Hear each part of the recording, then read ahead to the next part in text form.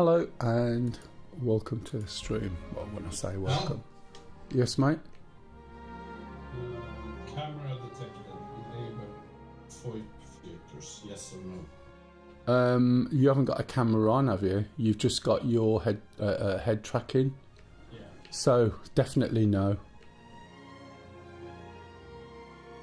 Otherwise it'll try and use your track IR as a camera for VoIP. Okay. Tell me when you're in the menu. Hello and welcome. So today we're going to be picking up a little bit. Okie dokie. We're going to be picking up a little bit from where we were yesterday, but instead of going around testing the whole sea, which is what I was doing yesterday, I'm going to look at some of the smaller stuff. And by that, it's, you know, how the different things that you can use and the small ships you can use for some of the easy missions. This is how you start building up your revenue or your income through hauling. As I said yesterday, if anybody was on, which they're not, so I really don't think it's worth talking at the moment, because I'll be talking to myself. I think I'm the only person on here at this point in time, so I'll wait and explain it a little bit better when more people are on.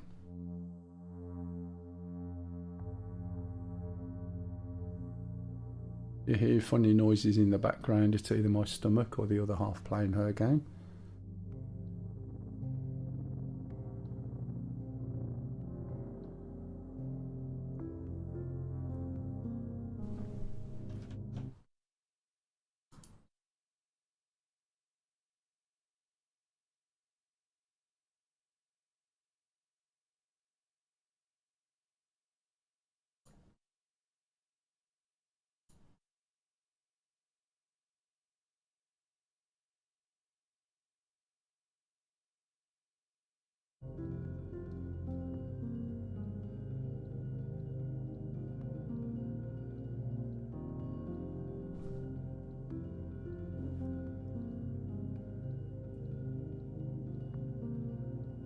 We're just waiting to get into the server at the moment. As you can see, it's a little bit slow-ish. So they've changed the graphic now. There is a big event running where you can make lots of money, but reading between the lines, really, it's a test. So that they can test the server meshing, basically, and the transit through to Pyro, I'm guessing. We may end up going through to Pyro later on in the day when we look at some of the other missions that are available. But we'll have to see.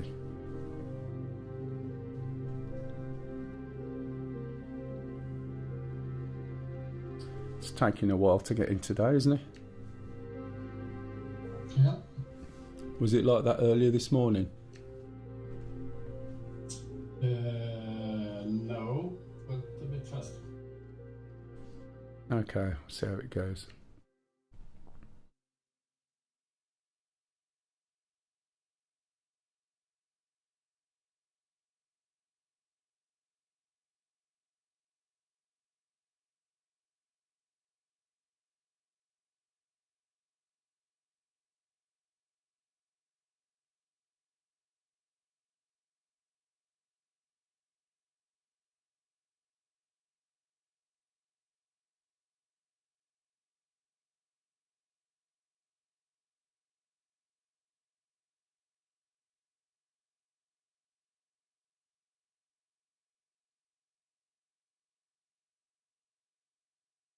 Hello, welcome to the stream, by the way. Audio is on. It's not me sitting here just quietly. If you're viewing, say hello in chat so I know you're not a bot. Otherwise I'll sit here just talking inanely to nobody at all, and the bots never reply anyway. Just gives me an idea if anyone's watching. It's taking a bit of a time to get in. Oh, it's Pop, is it? Hey, hello CJ. We'll get there eventually.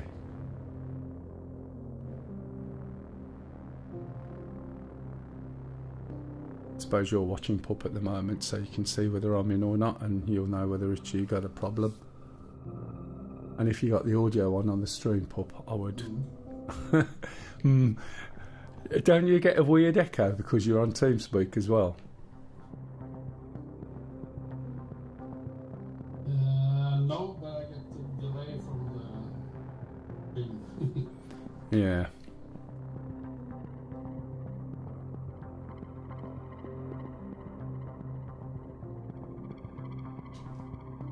This is taking quite a time, isn't it?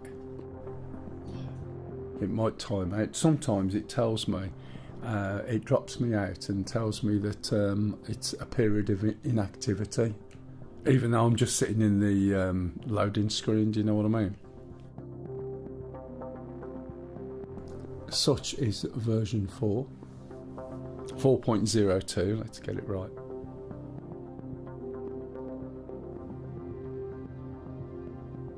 I think I might turn my in-game audio up a little bit my end.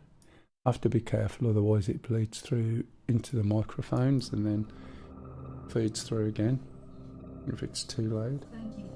Hey, hello, Platty. It was absolutely fine yesterday, to be fair. There's a couple of anomalies, nothing major. That was probably down to my camera dropping off. Thanks, Platty. It's been working really well, to be honest, and I believe the box is in now. You know, the detach the box and sell your stuff. I think that's in there. I haven't tried that yet. I'm just been looking at some of the issues that I used to have with the Hull C, and that seems to work as it did on the last version of the PTU. The PTU was issue, and then suddenly on the latest patch a few days ago, it seemed to be fairly solid, to be honest. I think there is still a little bit of an issue when you have a ship that's docked and you walk up the tunnel, turn left, and you might drop to blackness. It's not even black with the screen. Wow, that took a long time. You in pup, or are you still going? Because I've just got in. No, I'm still going. Okay, so I've got a bit of a, cocktail dress on here. Lovely. Okie dokie. So, one of the things... did I tell you, by the way, that, the... what's-its that I did, where I filled some storage crates up.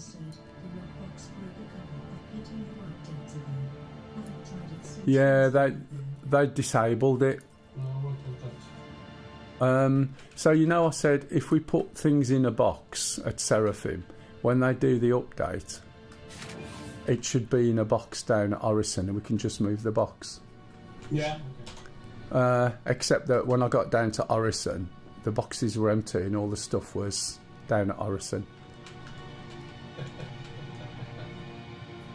And I'm like, oh, for God's sake. There's a slight delay on some of the lifts again, but hey. Right, let's go down to the lobby. Yeah, that's my hecklers in the background there that you can hear. So I'm just going to do some of the low level. Here's Pup.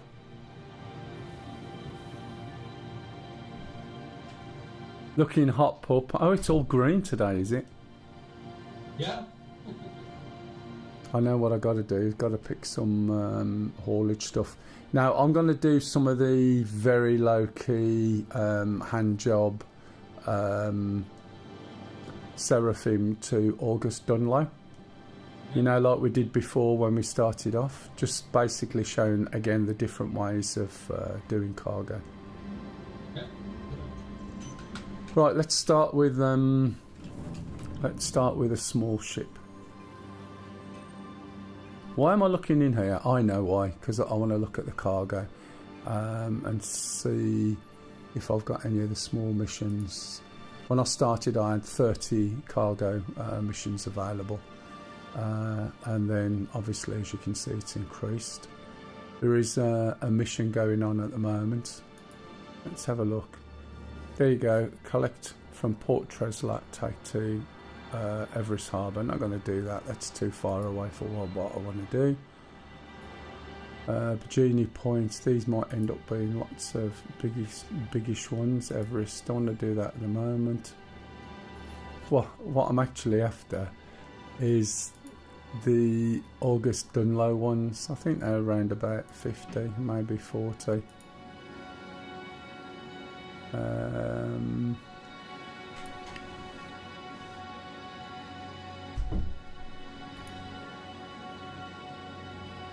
Just in case you wonder what that waterfall noise was in the background, because I think my tea lady had nipped to the loo. I'm just saying. Oh yeah, if you heard the waterfall, that's what it was. Oh God, brilliant, now I know. She's terrible. We've got a toilet downstairs, a toilet on this floor, a toilet upstairs, and what does she do? Goes in the one behind me, so my mics pick up every sort of, you know, little sound and effort. Can you hear this?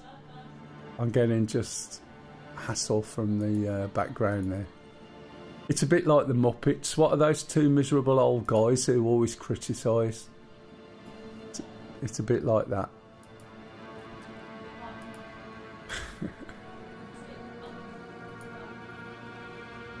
Yeah, but not to that one. Right, okay, here's one. This is slightly bigger, so I'm going to have to use a different ship.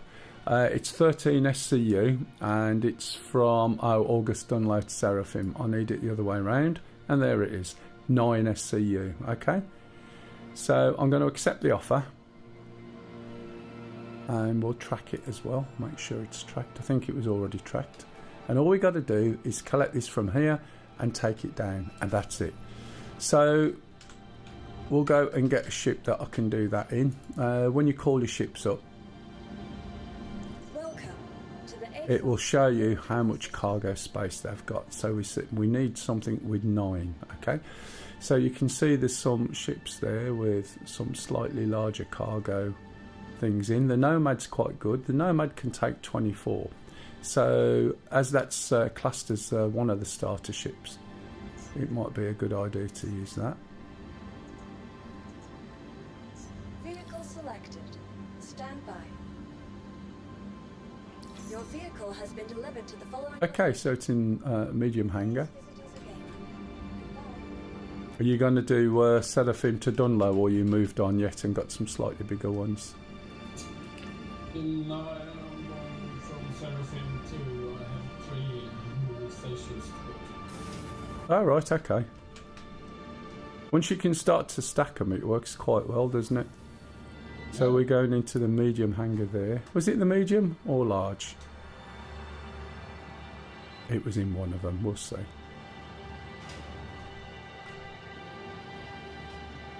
There it is. Okay. So let's go and get some kit. So when you're moving cargo, there's multiple ways of doing it. Let's put some clothes on first of all, and we're going to get a little what's it called, a doodad tool, pyro multi-tool. The multi-tool is so cool because it's got lots of different attachments. There's a true hole tractor beam, which is what we're going to use. There's a mining attachment. There's also an oxytorch cutter. Okay, so we can use any of those on this tool. However, we are going to just use the true hole tractor beam for now. I'm also going to take this as well. Should be able to put that one on my back, and we'll show, or I'll show the difference between that one and that one as we move on. And there's also another device we can use. Okay, so I want a helmet. I've chosen that helmet because it's one that comes off and on again without messing your hair up. That might sound a little bit weird, but if we have a little look, when I take this off, you'll see it should come off completely, whereas some of them don't come off properly, and you get left with a sort of shower cap effect on, which is a bit naff, to be honest. Okay, so if we look up, you literally just click F here and you'll see the cargo bay. The cargo bay on this is external. Okay, So this is where you put your cargo. Now for these sort of missions, we're going to get the cargo. Does it do moustaches and beards? Yes, it does. And it does pins, studs, earrings, makeup. As you can see with my face at the moment.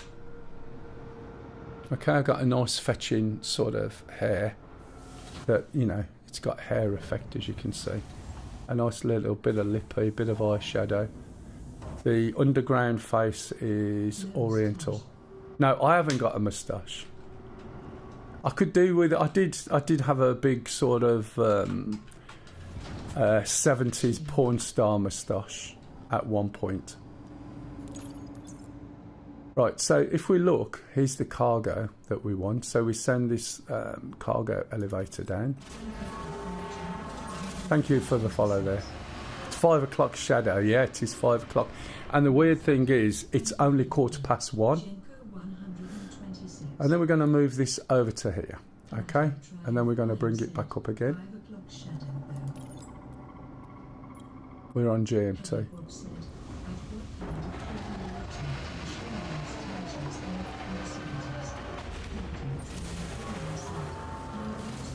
No, the big porn handlebar moustache. You know which one I mean. Lost their mind. Just 1 minute, I need to cough. And just to satisfy your curiosity, Bob, if I press that button with a bit of luck. Is it? So I've got a beard and moustache, although it's somewhat shorter than yesterday. So we've got this cargo to put onto the back of there, and we've got a multi-tool somewhere. Somewhere we've got a multi-tool, and it's not that one. It's not that one. It's that one. Right. There's no attachment in there. Okay. So there's no module. So I forgot to pick it up. Oh, where's it gone? There it is. Where's it gone? There it is. That's a bit interesting, isn't it? Right, so let's go back over here and get the attachment. Hello, Jenko.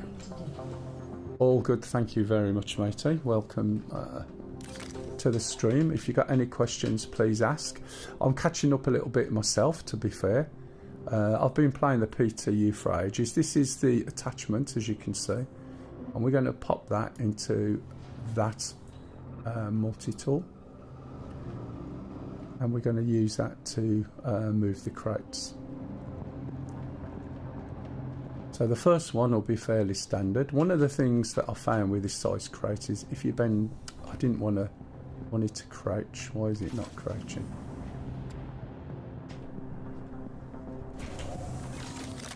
Right, okay. So I don't know why it lies on the floor instead of crouching. It's supposed to crouch, but I think I might have a key thing. Normally if you crouch, it just makes it a little bit easier because when you stand up again. What ships do I own? Oh, I own a few.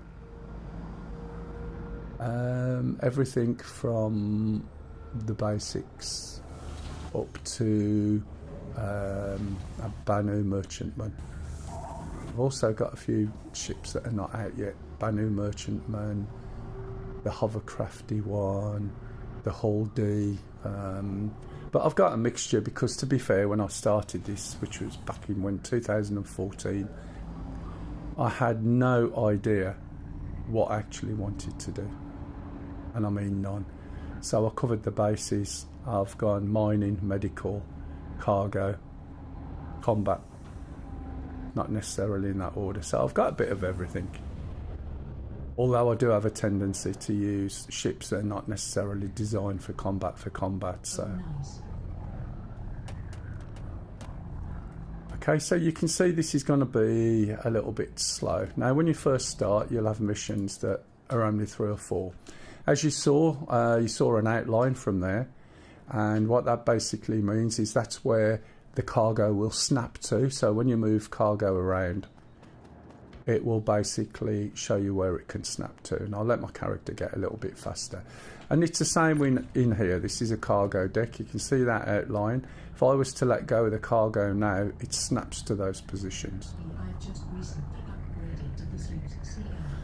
Yeah, the Zeus is sort of in between. With the ships that I've got, it sort of doesn't quite fit in. It's a nice ship if that's starting to get towards your top end ships. But with the range I've got, which I'll show you later when I can get to a panel, it doesn't really fit in there. Right, so this is your basic moving stuff around, and when you've only got 3 or 4 things to go, that's not too bad.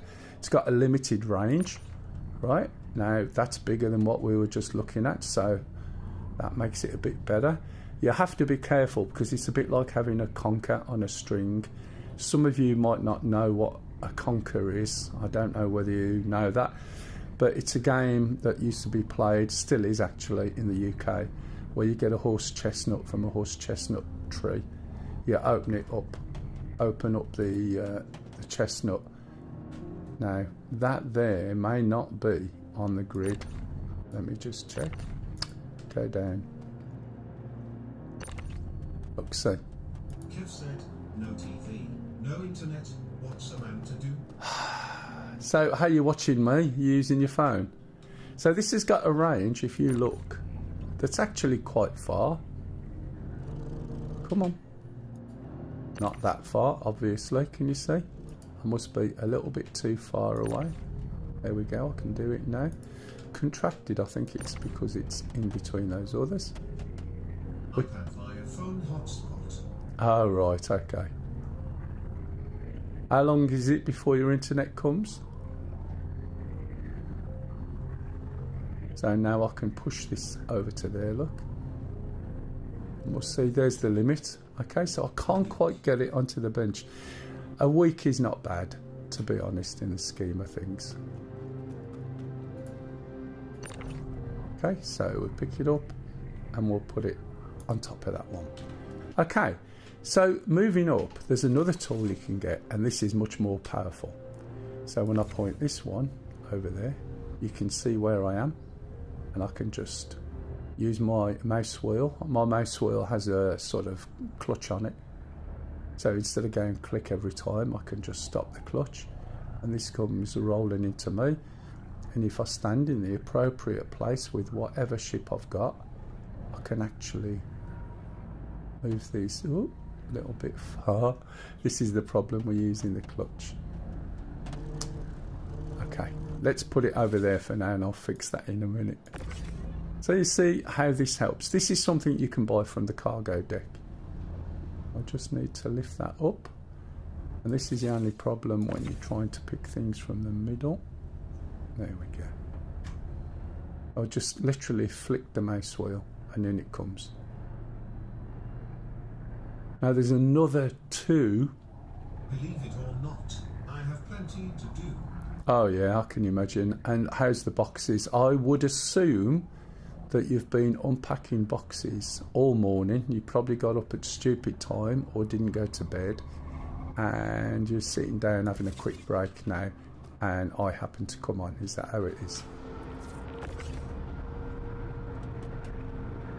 Just having a break from yeah, I thought so. Where did that go? Bet you it's underneath the ship. Oh, you're joking. It's disappeared.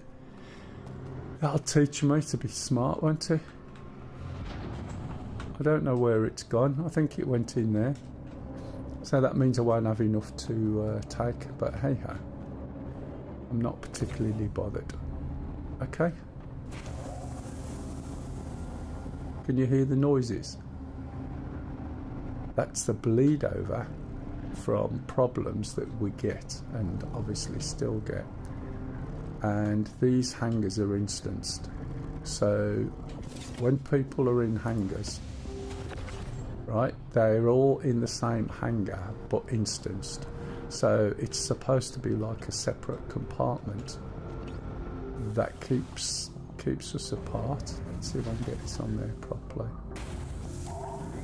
or it might be invisible, that'll do. That keeps us apart.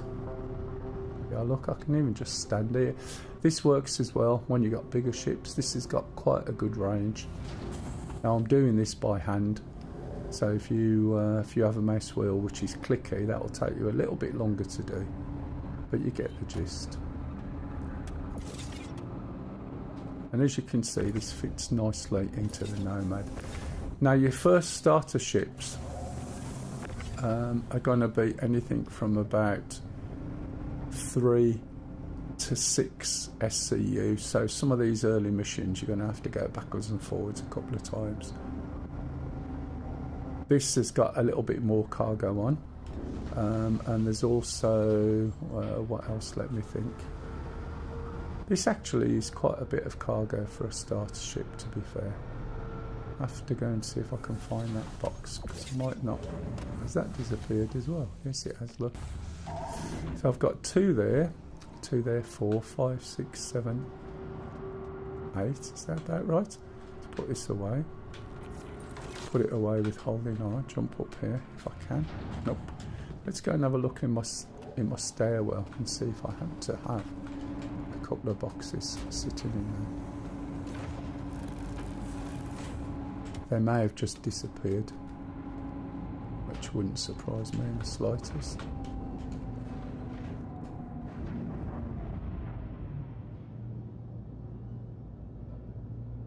There's my cargo bay lifted up. You can see we can open and close it from there. But I haven't got enough boxes. Don't know where they've gone exactly.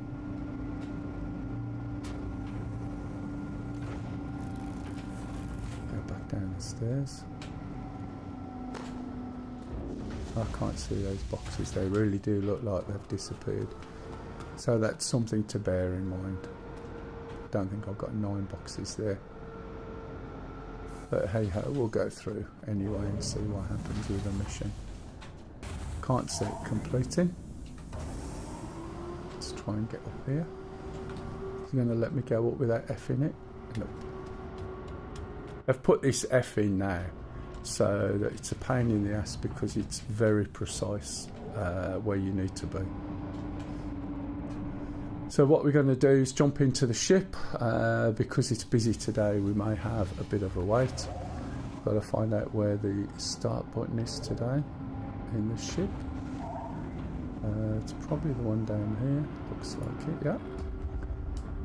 We can call the hangar, and I think there'll be a delay. Yeah, I'm in a queue of 4. So we've got to wait, and bear in mind how long it takes. This is a door on the side. Some of them are doors on the top. Let's just lift this up a little bit. Let's see if we've got any boxes anywhere. No, we haven't. So there's 2, there's 3, 4, 5, 6, 7. Oh, there's 9 boxes there, look. They did fit in behind you, so 4, 5, 6, 7, 8, 9. Hey Hayden, you alright matey? So, let's just get back in the cockpit. Now, just be aware that when you first start, when you drop your landing gear, the ship suddenly grinds to a halt and goes incredibly slow, and you need to switch it off. You've also got options on the screens here without having to go in, but yesterday it seemed every time I changed the options, each time I got in a ship it changed again, and I didn't believe it was supposed to be on a ship by ship basis. But you can change it from the main game options, which I'll show you. So if we go to HUD, there you go, advanced HUD is what you want. Advanced HUD gives you a lot more info. It's a lot easier to understand as well. So when we look at that, it's not so cluttered. The HUD on some of the ships is very slight, the reason being they wanted to clean up the HUD. However, they've cleaned it up and you haven't really got decent feedback from it. If you hit escape and look at options, right, you can actually change some of that information that's displayed down here. Prefer labels, right, so you can change it in these locations as well. Okay, These aren't your keybinds, these are just some of the ad hoc game settings that you can create. So the noise of the elevators and the doors you can hear is people using the same instance, which are the ones above, which are disappearing. What time is it? 1:31. This is the ideal sort of time, whereas if you've got a cup of tea, you can sit here having a cup of tea and a chat at the same time. I made the video a little bit smaller, Kev. I think that might look a little bit better than it did yesterday. Also, the colour's better, but it's just on daylight at the moment. So it's light from the window.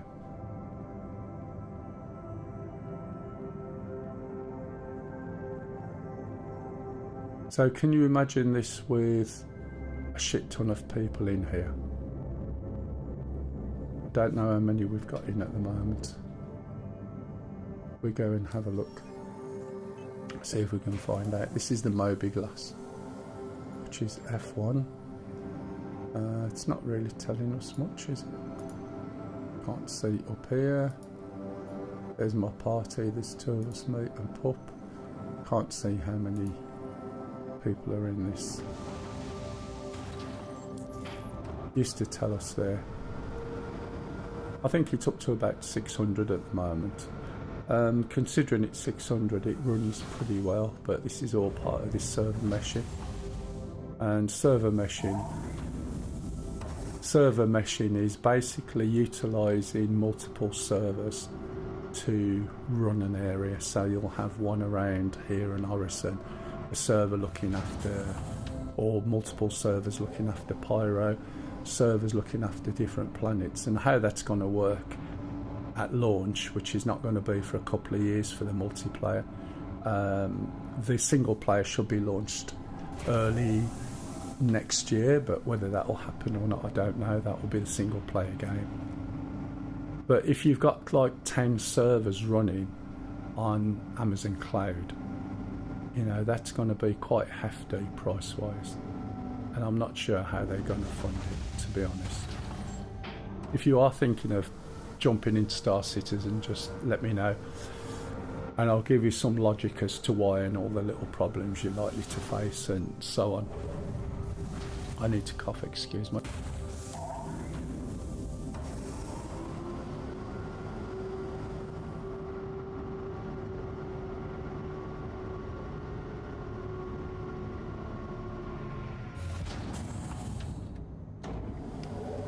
Right, that's better, sorry about that. At least you can see when I'm coughing now. This really adds some time on, doesn't it, to your mission, if you think about it. There are some missions where you're on a timer, where you've got to get out there and save someone. And it's like, hello, I'm sorry I'm not there yet. I'm in queue position number 9. I'll be there when I can. Do you know what I mean? They'll be dead by then. Have said, I bet a cup of tea would go down well. That's really a good idea, because it's this sort of environment where you're waiting for such things that a cup of tea would come in really handy. It's a good call there, Kev. Trouble is, I don't think the audio is quite loud enough, so I'm not sure whether that's carrying through into the other room that may actually have the door closed now. Excuse me, I'll just check. No, the door's open. Maybe just that little bit louder, but you know, I don't think you've got any control over that. It's just completely messed up my head tracking, but we'll do that. So fingers crossed we can get out. Have you managed to leave a hangar yet, pup? Yeah. I'm still sitting in mine. I loaded the ship up. You only just noticed? I've had the face up, right, for ages, Hayden, and you've only just noticed. Did you miss it? Or is it the fact it's just sitting there dark? Yeah, I was testing yesterday, testing today. As long as it's not interfering with the stream, either by causing excessive frame drops, GPU problems, or just downright ugliness, then I don't mind. But when you just have the camera on by itself, you'll see the GPU spiking up to 30% sometimes. So, yeah, look, can you see? So, oh, right, okay. What, higher resolution and bigger, or just bigger? So let's lift up a little bit, and while we're waiting, we'll bring the undercarriage up. I think it probably is, mate. As long as it works. I hate seeing these things where people have got cameras on and the edges are all over the place. So hopefully the edges are quite clean on this. Ah, right, now I get you. Yeah, that makes sense. Okay, so we've got to head off. There's a big yellow, or a small yellow triangle prompting us to where we've got to go. And it is more or less going to be straight down. Now let's move out the way. There's Pup, he's already down. No, he's gone somewhere else. So we've got to deliver the shipment down here. Now when you start up, I haven't got a helmet on, have I? I took it off. Did I take it off? Yes, I did. So I'll get out my seat. Put my helmet back on. This is why ideally when you're flying you really do want your helmet on, because you get information, and you'll see in a minute. Okay, so if you look at the top left, that's a cast from the hood into your helmet, okay, at the screen down below. And also you can see I've got shields on, and if you look in the hood on the top left around here, you can see it says SCN gun, and I need to be in quantum drive mode. So I need to come out of this mode, which will automatically get rid of your shields. I've got those two circles on, which is quantum drive mode, so now I can point, but I probably can't go straight to there, okay? So what I need to do, and this is something you need to be aware of, is be closer to the planet before I can use the jump points. So I'm going to go to Crusader, align the centre of the ship. When it says ready, just press the button forward, short press, and this is going to take me in closer to the planet. And now I can see all these different jump points. I can see all the orbital markers, and I can see everywhere I can jump to.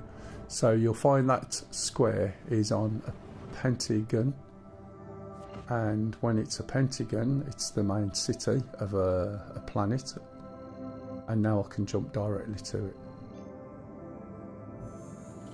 Quantum travel engaged. So usually it'll just start the jump, and it's only a short jump down there, and it'll take you through the clouds,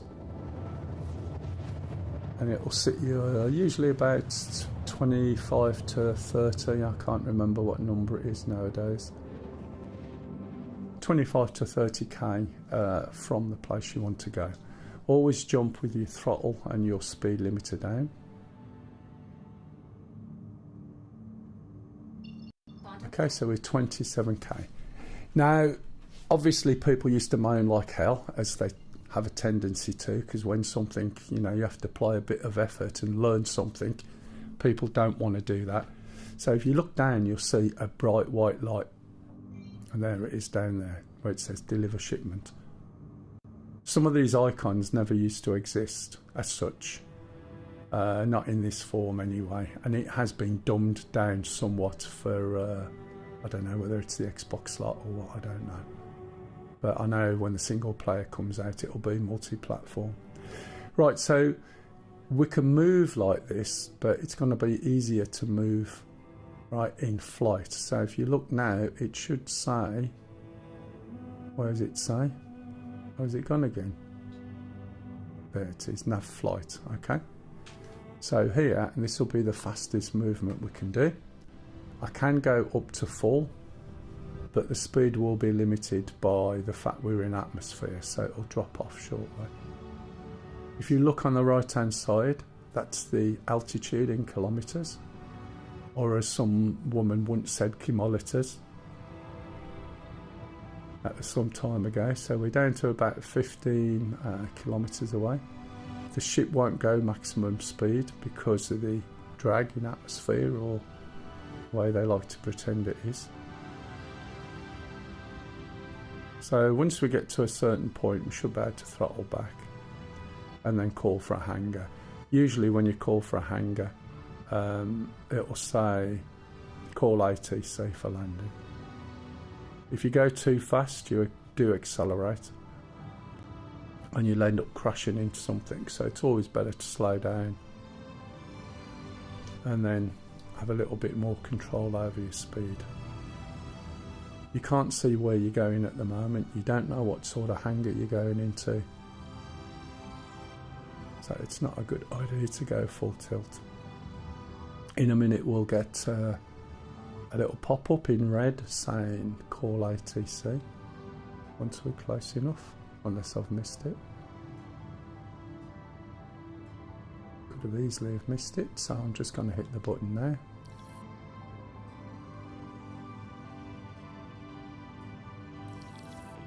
Hangar request completed. We got a little indicator down here. Okay, it says Mell's large hangar. So it's actually going to put me in a large hangar. There's a mixture down here of top-down hangars, drive-in hangars. There's the hangar. It's a massive one. So it shouldn't be too difficult to get a ship like this in there. In the large hangars, you've got 2 service elevators, which is the ones where the cargo come in. So what I would suggest is, as you come in, right, have a little look where the service elevators are, and basically position yourself so that you can maximise or minimise the time, should I say, that you want to be unloading. So there's an elevator, and this ship's small enough for me to be able to go in and park around sideways. I'm going to put my undercarriage down. I'm going to turn round and park up in this direction. I wouldn't recommend you call another ship when you've got a ship this way around.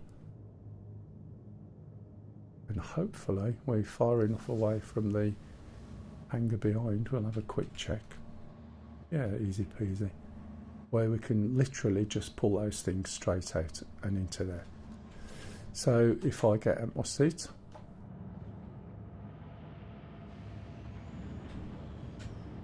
try and get through the door. Do you know what Kev said earlier, Lise? He says, oh, I'm stuck in my seat, look. He said, I bet now's a good time to have a cup of tea.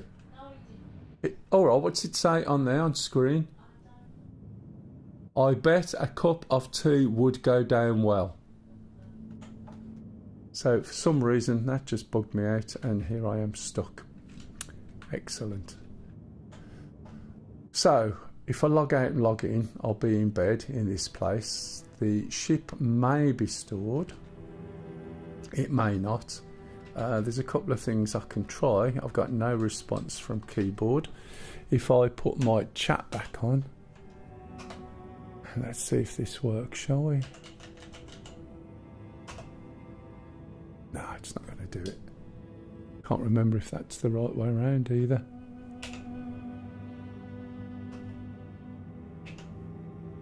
Oh, I haven't got a slash the other way. So it's gobbed me out. Oh, look at that, I got it. I just picked up a weapon and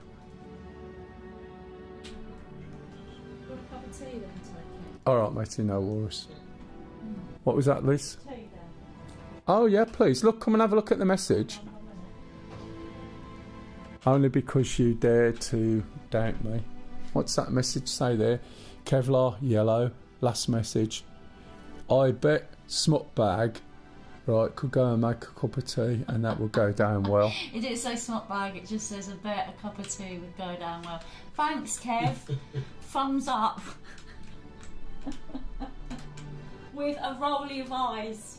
And as Sweetie says, And a tux. Jeff said, hi Lisa. Hey, Kev. A big stirrer, you. see? And not tea stirrer either. Can you hear her when she tells me off? She sounds like somebody from EastEnders.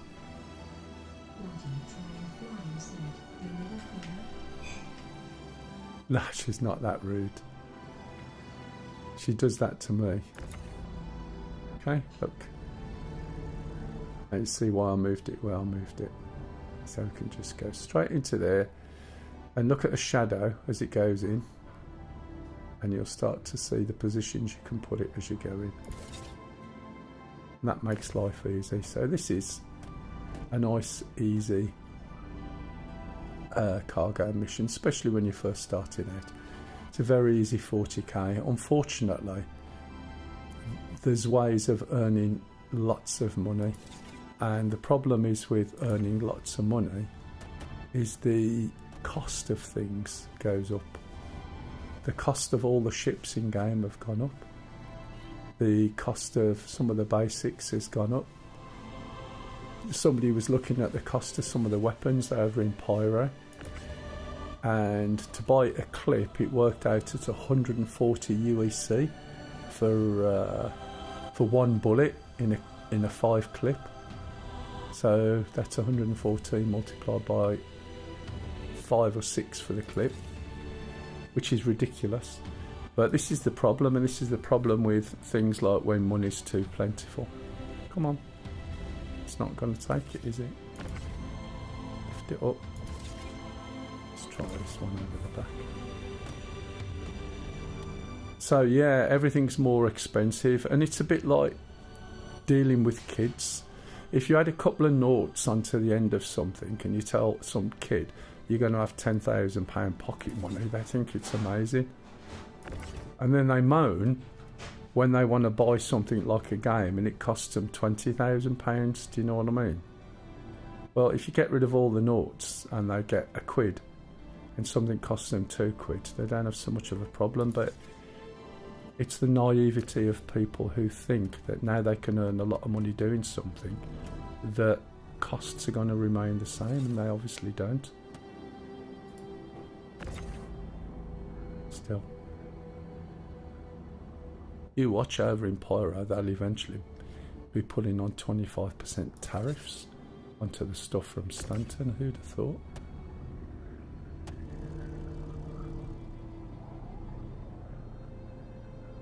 So there's just 9 of these. They can go in any order as long as they're on proper cargo decks. You know, in proper places or proper locations on the cargo grid. Having it snap was actually quite a good way of doing it, but it does mean you can throw cargo around really easily. Right, now. Oh, it's gone now. Right, so we just go in here. There should be 9. It says on the top right, deliver 9. So all we've got to do is send it down. Oh, go on, go down. It says, right, you've got to deliver 9. I've got 30 minutes remaining, fortunately. Off it goes. When it goes, it'll tell me I've got it complete. And then it'll tell me I've completed a mission. There we go. And then it'll tell me how much money I've got in a minute. That was a rookie mission. So I'll show you what rookie means in a minute. Welcome to the chat, by the way. So I've made 50,250, right? We used to make a few hundred doing missions like this. And if you gathered quite a few missions together, right, you'd be able to make maybe 30,000, and you were like rich, and you could buy things with that. Now you can't even buy a gun for 50 grand. It'll cost you 175 grand just for a single gun for the ship. And the ship probably has 4 or 3 in this case. And you had to carry the box yourself. Yeah, I mean, they've introduced box missions back into it now, by the way, I believe. Okay, so if we look on the Moby Glass, which is F1, and we go down to Rep, we go down to Covalex, and you start off as a trainee by doing some of these basic missions. And when you've done those, you get rookie. When you've done those, you get junior. And when you've completed 3 or 4 of those, you go up to member, and when you complete some of those, you go here. Cost almost 19 million. Exactly, and welcome to the chat, Mr. or Mrs. or Miss Holy Helga, is that right? That's a good name. And I don't know what sex you are, so when I said Mr. or Mrs., it was like neither in or there. So you go up to master, and eventually you'll earn like liveries and suits to go with, you know, the delivery company, so you can look like you work for UPS or something like that, or USPS. Thank you, darling. Did you bring my sweet? No, forgot. You always do, and you haven't even got me a biscuit. No, can't eat food. That's good. Especially on your computer. That's You get food bits on the board and then stop moaning. see, so there's no That'll be your own fault. there's no food allowed up here. However, with her computer, sometimes there's like a little dish where she's broken up a biscuit in there, so she can put it up the corner and eat it. Isn't meant to indicate say X. No, it's not. It was just the way I refer to people. I just call people Mister sometimes, and I just do it. It's the way I speak. Anyway, so there we go. Simple mission, easy peasy. This is not necessarily a good position to send the ship away in, but let's have a look. This is a big hangar, as you can see, and see what other missions. How you refer to me. Could darling work? I have a habit of calling people darling as well, because I'm old, as you can see. I'll tell you this, I worked in a place called Banbury in the UK. And obviously in the UK we've got a lot of different accents. And calling somebody cock in my neck of the woods and slightly up north, it's just short for cocker, or short for cock sparrow, which is what you'd call somebody back in the day. So some of those words still around, and other people from down south or some people from abroad don't understand that one. So I used to call this woman, this receptionist, I'd say, all right, darling, or I'd say something like that, go out. And then, yeah, right, there's another one. And I started calling her cock, and she goes, are you calling me a cock? And I said, no, and I had to explain what I'm explaining to you guys. And I started calling her cock. She was quite fine with it when she understood what it meant, okay? And then one day I went out and I went, do you prefer darling or cock? And she went, I prefer...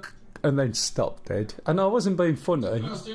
It's just that some people, you know, they're funny what you call them. Do you know what I mean? I was trying to get the right thing. It's Stu. All right. It's like I have to watch myself at work, because one of the staff that I've got has transitioned, basically. And I refer to them all generically as guys. And the first time I said that, I was thinking, is that right? I looked it up, but yeah, that's quite good. That's a term I can use. And I don't mind, you know, I don't want to offend anyone, but I'm quite happy to call people whatever they want to be. Just makes me a little bit more thoughtful, because I deal with a lot of Europeans and various people in the job that I do. So I'm quite happy to fit in with whatever they want. Okay, if you look, you've got some jobs here. Here's a job, it's got 87 SCU for 50k. And you're not going to do that in a ship this size. So you're going to be backwards and forwards. And if you think about it, then can you imagine having to move 87 SCU worth of stuff? Now, you'll find there's different size containers. You don't always get a choice on these missions. So you have single SCU, 2 SCU, 4 SCU, 8 SCU, 16 SCU, and I think 32 SCU. But they are really big and heavy, and you need the right ship. You'll never fit them into a small ship like that. So you have to be mindful. You also have missions where you're picking up lots of things from lots of places, as you can see, and taking them all to the same place. Would be nice if you could filter by size of cargo mission. Yeah, it would be quite good, and you can't even click and get them sorted.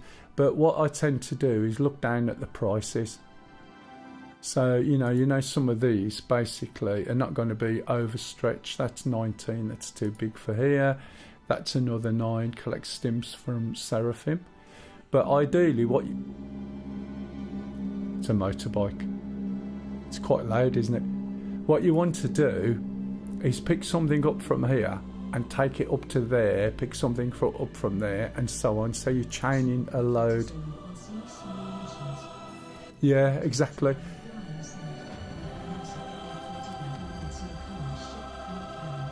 Yeah. But then there's an element of you thinking that you would know what you can carry or not. But it doesn't tell you the load, does it? Other than you've got rookie, junior, and I haven't got any higher ones. Do you see what I mean? So this one you would expect to be able to carry, but this is from Ambitious Stream, CRUL1. Why they've got it as 2 separate ones, and even then I'd need 12. This is from Seraphim. If we go right down to the bottom, there's a chance we'll start to see some from here. I mean, these are all over the place. So what you're looking for is August Dunley, ideally, because that means you're not going back empty-handed. Now, this is just fixed rate. The difference between this and other cargo movements is this costs me nothing at all to do. I have a tourist, so I can carry 100 or so school. Yeah, exactly. But then, you know, you just hope that they provide you with big boxes, because it is a bit of a task. However, when we do the next little one, when I can find someone somewhere from here, I'll get the next thing out and show you how you can do these things. However, I'm not sure whether it's available in game at the moment. It should be, but you never know.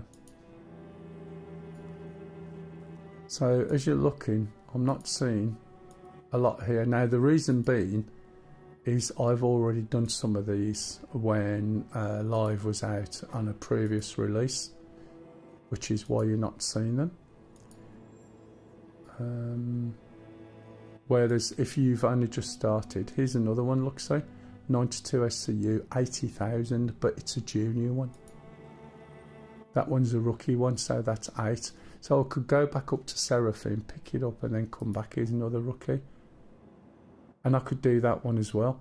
There's a 10, that's an 8. That's from Seraphim. In several runs, but I prefer not to do them in several runs. Yeah. You want to do them ideally all in one. So here we go. 13 SCU to Seraphim Station. I'm going to accept that one, right? Now 13 SCU, does anyone remember what size this ship took? Anyone? There's a way. 14, and this one's 13, so I could do that. But what I'm going to do, right, so it's possible to use that ship. I'm going to change the ship, and I'm also going to get out another way of achieving the same goal, and I'll get a slightly different ship out as well, although I can use that same ship. So we can put the ship away. Now if you notice on here, was it that much? It might have been. Let's have a look. Yeah, it is 24. You're right, I could use this ship. I may as well actually. Let's store it first. Let's get rid of it. Now, when you see the ships on here, you can see where it says deliver, deliver, deliver, deliver. And that means that the ship is stored sort of out in nowhere man's land. So if you don't claim a ship,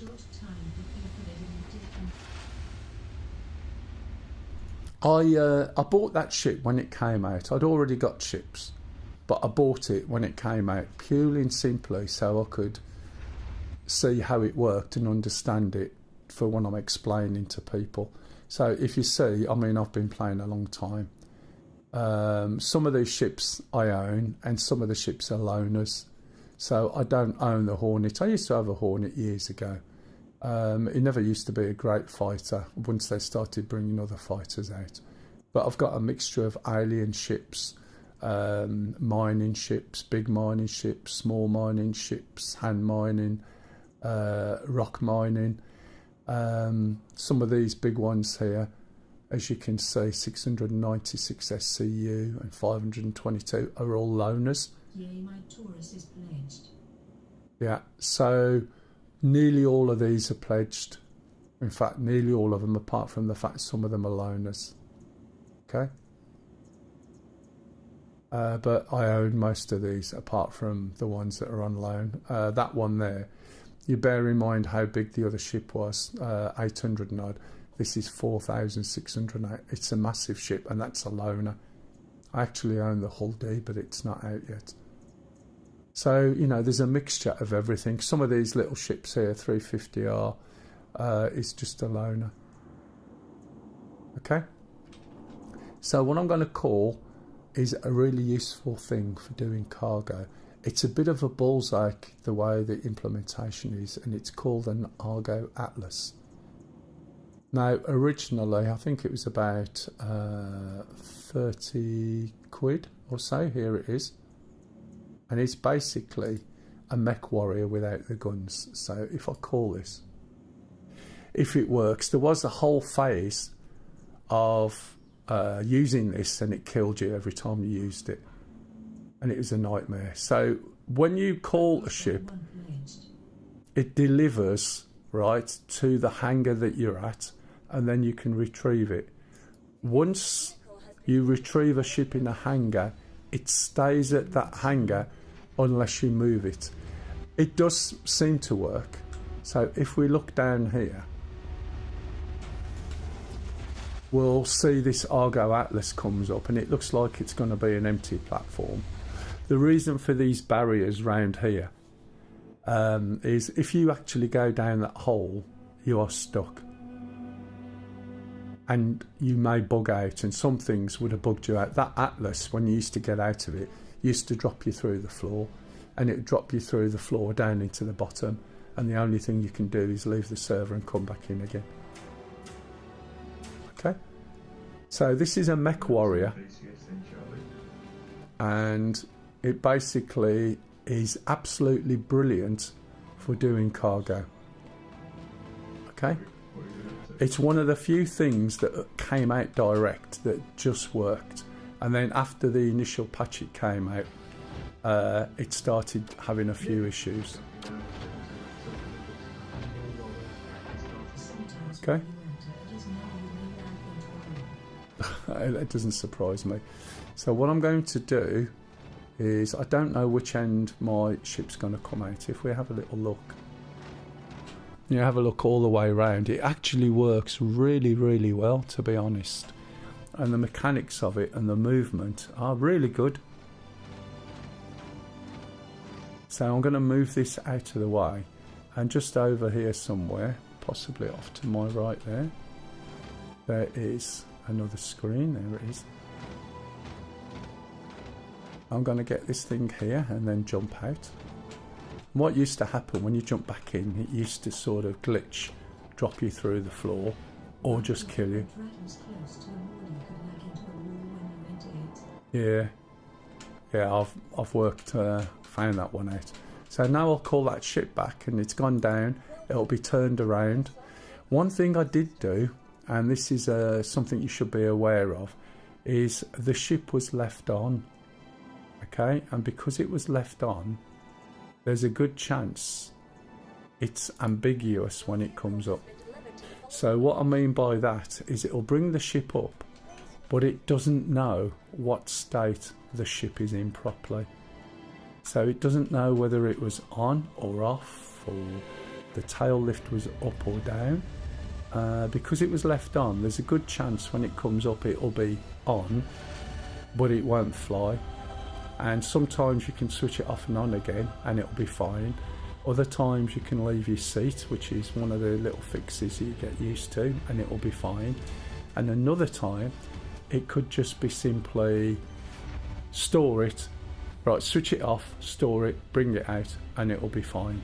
So there's varying degrees of little things you can change, and because I haven't done it before in this patch, it's probably worth seeing what state it's in.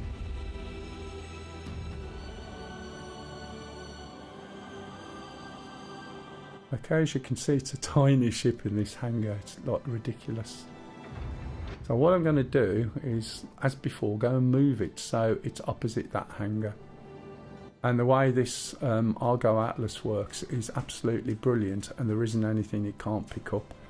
In fact, the thing that I was using last, this thing which is on my back at the moment, that could possibly lift up this ship. I haven't tried it, but it will pick up a hell of a lot.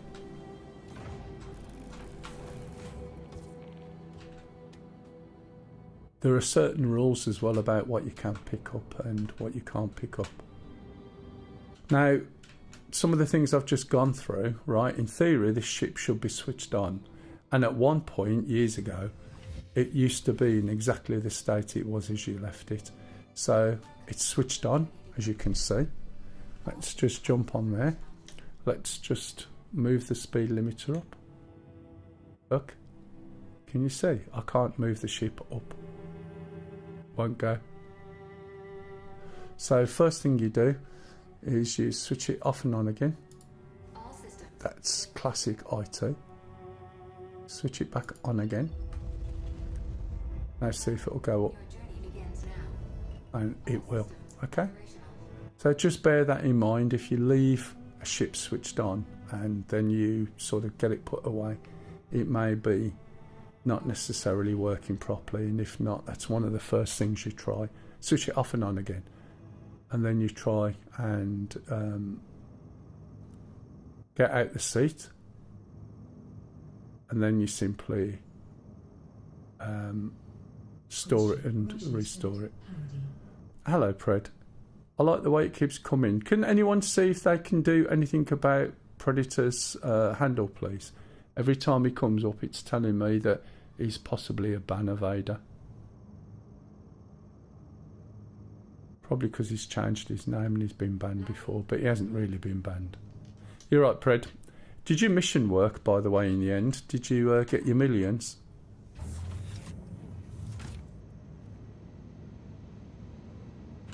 Oh. The door shut before I could get through. I think it calls I made a new Twitch IHA. Ah, right, okay. In 2 hours I will. Can you see the door shut on me? And I can't sort of stand away enough, so let me go into there. So, right, 16 million. Is that you and a group of people or just you? Are you going to buy a ship with it? Is that the plan? Right, let's try and get out so you can get through the door at the same time. Run, run, run, run. There you go. So that's a little bit buggy. Me and one more. Oh, really? That's not bad. So you've just been moling. Both in the same mole, is it? Split it. Laddie trying flying said, removed monitoring at Pred. Okay, thanks, matey. There you go, Pred. You're not showing up weird now. So again, as before, and the only reason this is taking quite so long is I'm explaining everything as I go. This was very easy. Only Helga said, I'm at 15 million current. Yeah. I don't join in any of these missiony things at all, to be honest. I could do, but I'm more interested in the basics actually working. For the past number of patches, all I've ever done is come in, and the reason I haven't streamed recently is because I can't even get in a lift. I can't even get in a lift. My aim is to buy C2. Ah, right, okay. Right, so there we go. We've got all of that. Bring it back up. And you can see already that we've got bigger boxes.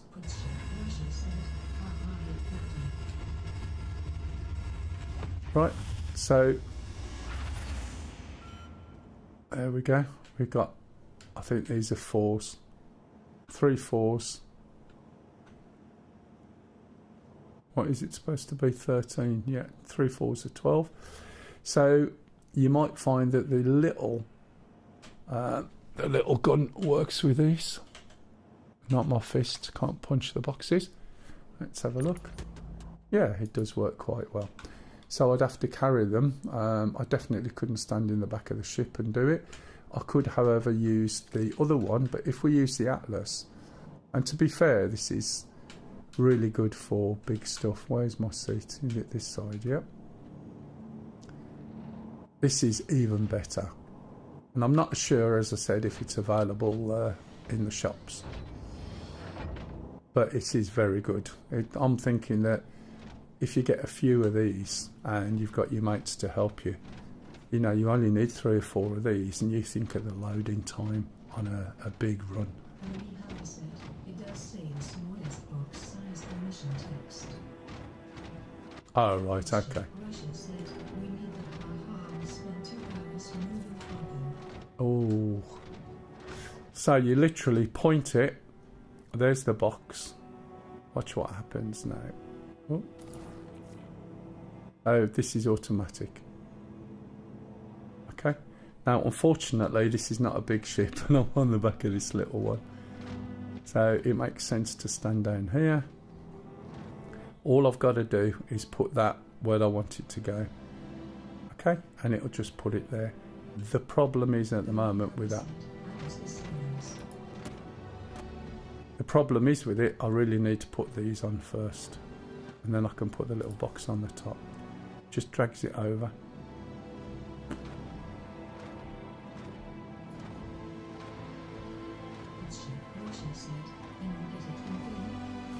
That's what I was just saying, I don't know. But if you can, I would say you need 3 or 4 of them. I mean, so for loading ships, this thing is just really good. And what I would normally do on my bigger ships is stand at the top of the ramp. I don't know whether I can go 3 high. I might not be able to. Can't see where that is at the moment. Now, I don't think that will fit there. Doesn't look like it. It says it possibly I could put it there. What is it for rotating?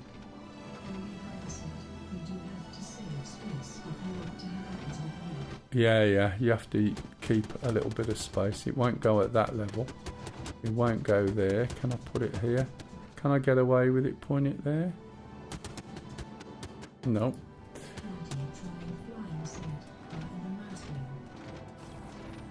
Is it? Ah, that's the one.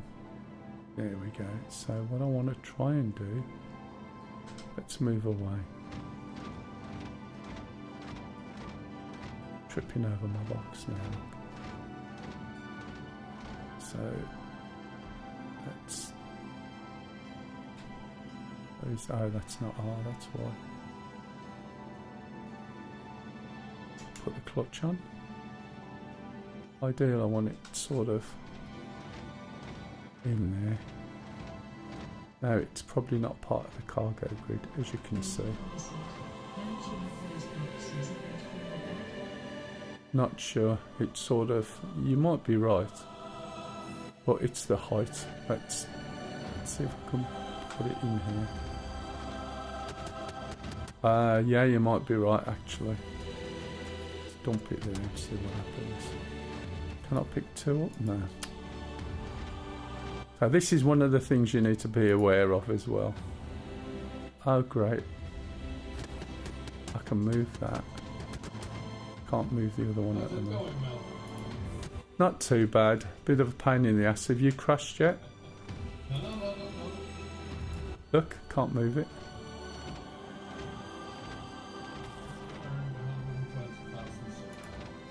Yeah, that's alright, isn't it? You should be able to have it so deep in the ship. You would think you could, wouldn't you? But this won't pick it up now. At all. Oh. And I've seen this before, where you point at it and there's nothing there. I wonder. Oh, wrong view. Nothing I can do with it. I can't make it pick it up. So yeah, I'm going to jump in and use this. I haven't got 2 ship tractors yet.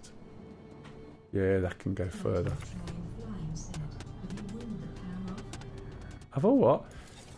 turn the power off now. Is this going to go any further back than that? No, I think that's about it.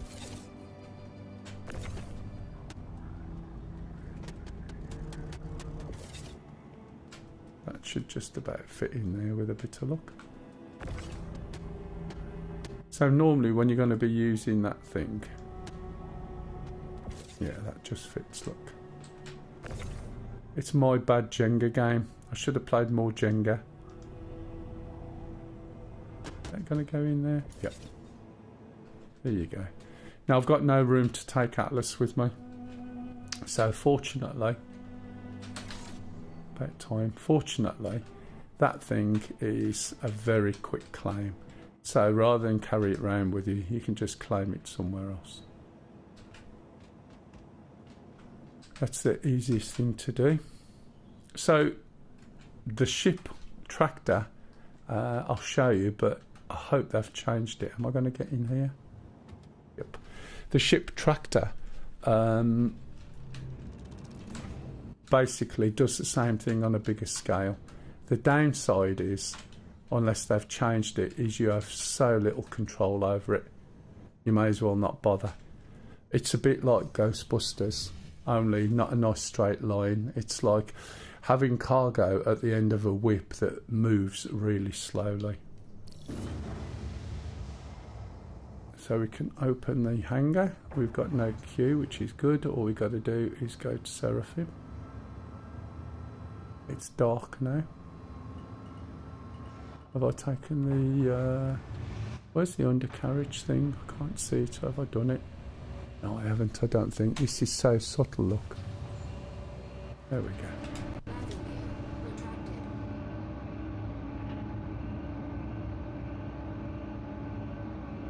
I just hope I'm not in reverse.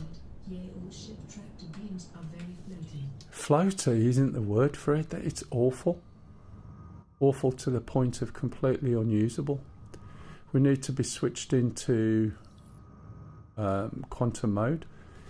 You can't quantum when you're in atmosphere, but people blighted that much a long time ago because they moaned because down at Hurston the atmosphere was 100,000 metres. I know what you mean, matey.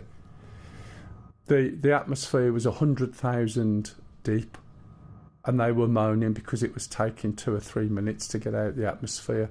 And this is what I mean by when you get these forums, and the forum for Star Citizen is not great. You just get people ranting all the time. I don't think this, I don't think this, and all that.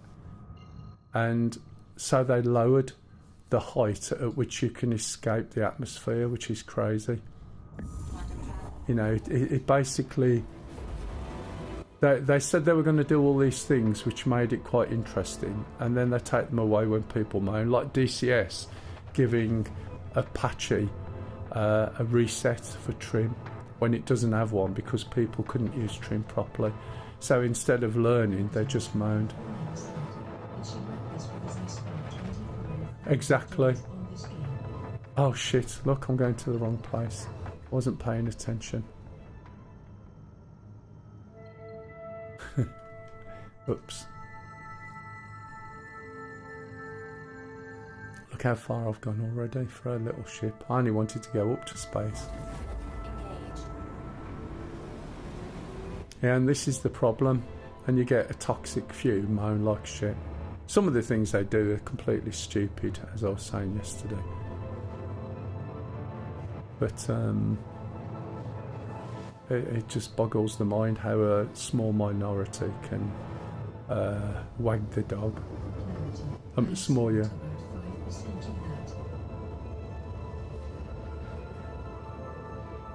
I haven't. I've probably spent more than 25%.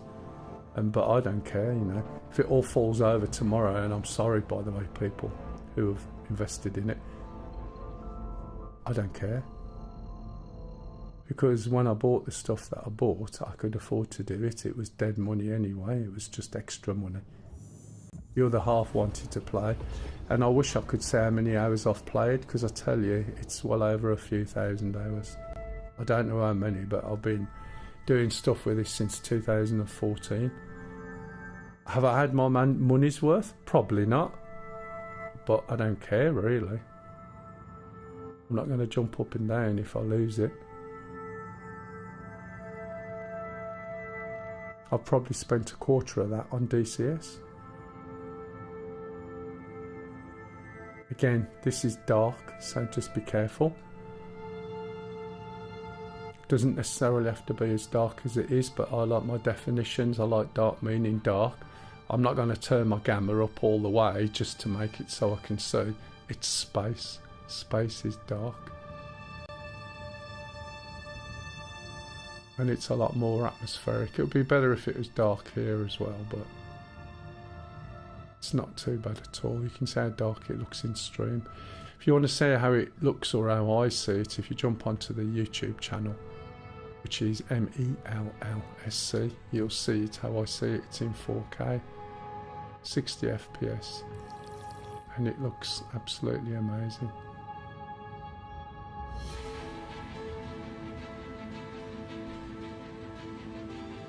When you come to these hangars, you can tell whether you're on the right side. The markers go all the way through. So if you look at the other side of the hangars, right, on one side you've got the hangars, which is this side.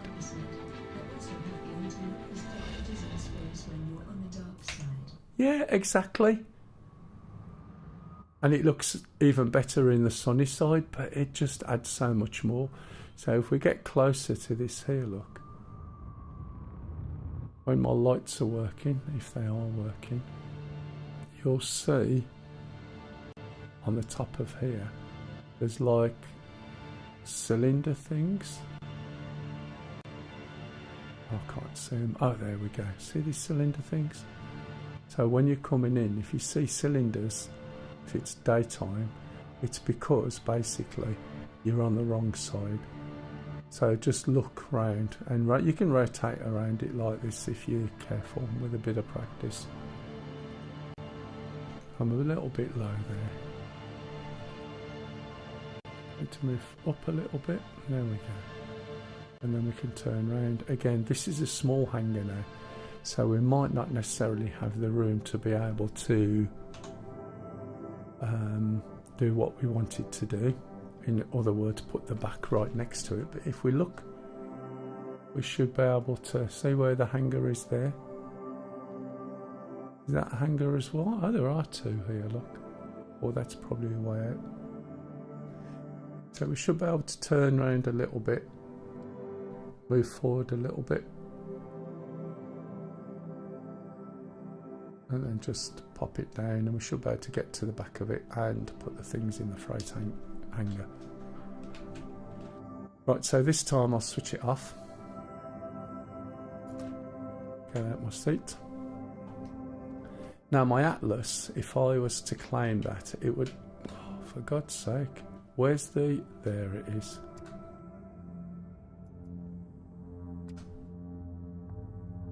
Huh. Does it work? Does it buggery? This F thing, they've made it, you have to be so precise to be able to activate it, whereas before you just had to highlight, say, the ship, and you could get out of it. It's like this, look, so that would normally have opened, but now I've got to get where the F is, and it's a pain in the ass.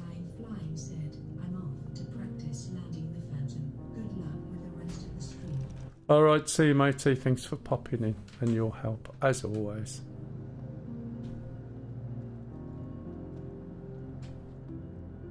Okay, so using this tool, achieve the same goal. I mean, is it trying to pick the ship up? I can just throw them in there. Oh, I was going to show you the cargo thing, wasn't I?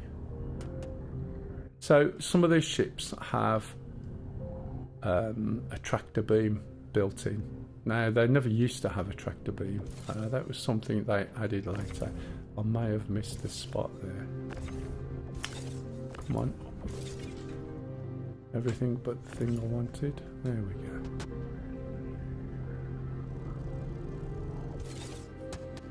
I've lost where I'm going. Oh yeah, over there.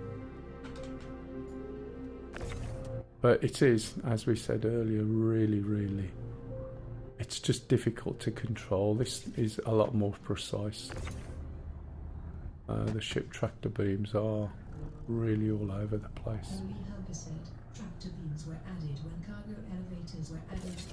Yeah. Where's that other one go? Obviously I went a little bit too far with it. That'll do.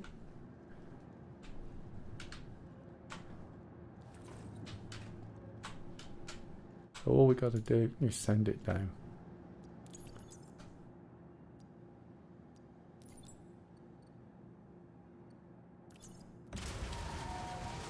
There's another bug that you'll see where you go down onto planets to drop stuff off, and sometimes they're broken. Okay, so that's completed that. Let's have a look. 13 out of 13 agricultural supplies. Rookie rank, okay. 34,500. Now I'm not sure, but I think there might be a time bonus as well. Put the lift up, and that's that. So as you do more and more cargo runs, more and more cargo runs appear. I try to only take missions that go from hangar to hangar. Yeah, yesterday I was just doing ones that go from space station to space station. It's a lot easier. So you can see you've got junior missions, which are a lot more, a lot more drops. So what I tend to look for when I'm doing it, and we can do that in a minute, is Pyro Gateway to Everest Harbour, 102, and that's worth 57k. Okay, so I'm going to accept that. And if I look down here again,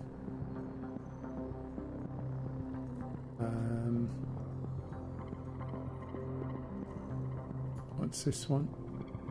Everest Harbour to Pyro Gateway. Not going to do that because that means going back the way I come.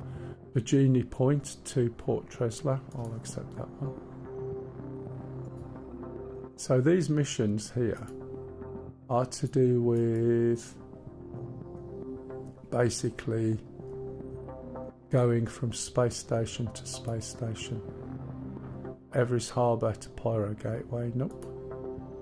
Ambitious Dreams. Can't do these because Ambitious Dreams doesn't have a cargo deck. That one doesn't have a cargo deck. Seraphim to Port Tresla and Everest Harbour. That one has cargo decks.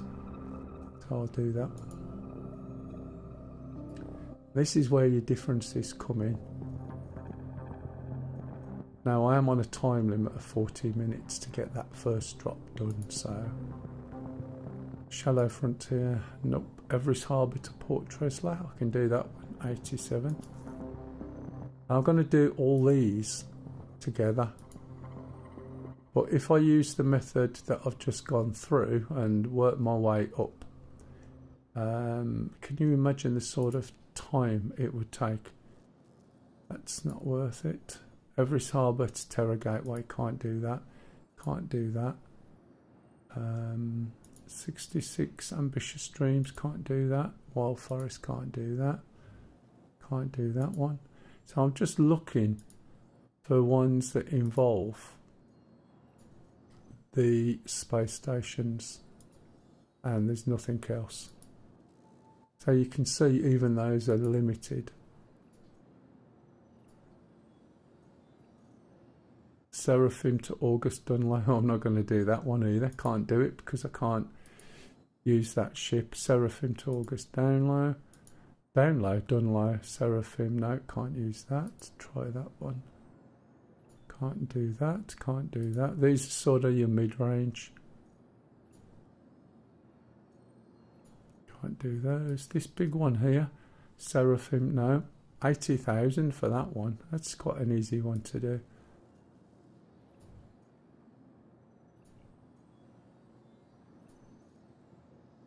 there's too many there. There's a nice little one.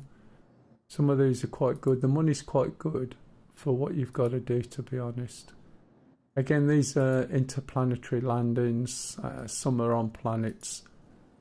So I can't do them with a ship because it can't go when it's loaded down into these areas. And I'll show you what you do with those. What was that one now? I think I've exhausted all the ones that I can do. But once I've done them, I'll get more. And obviously my rank will go up.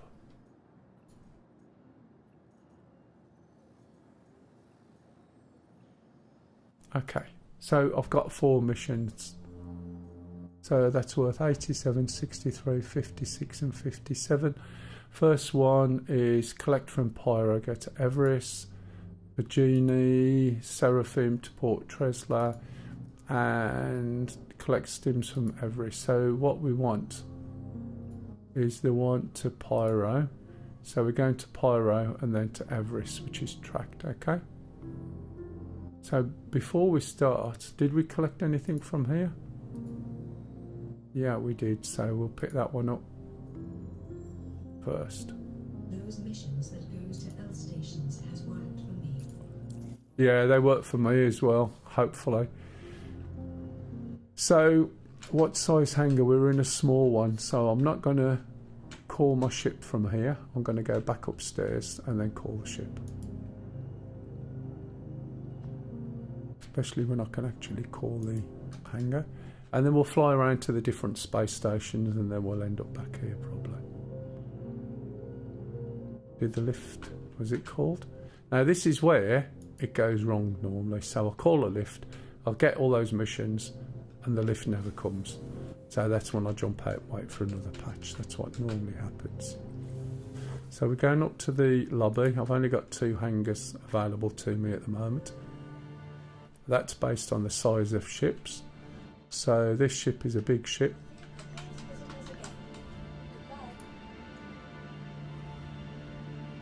And I hope it's here. Should be. I had to blow it up last night. And those that you pick up from L stations and deliver to 1 stations did not count the boxes. Oh really? You had issues with it?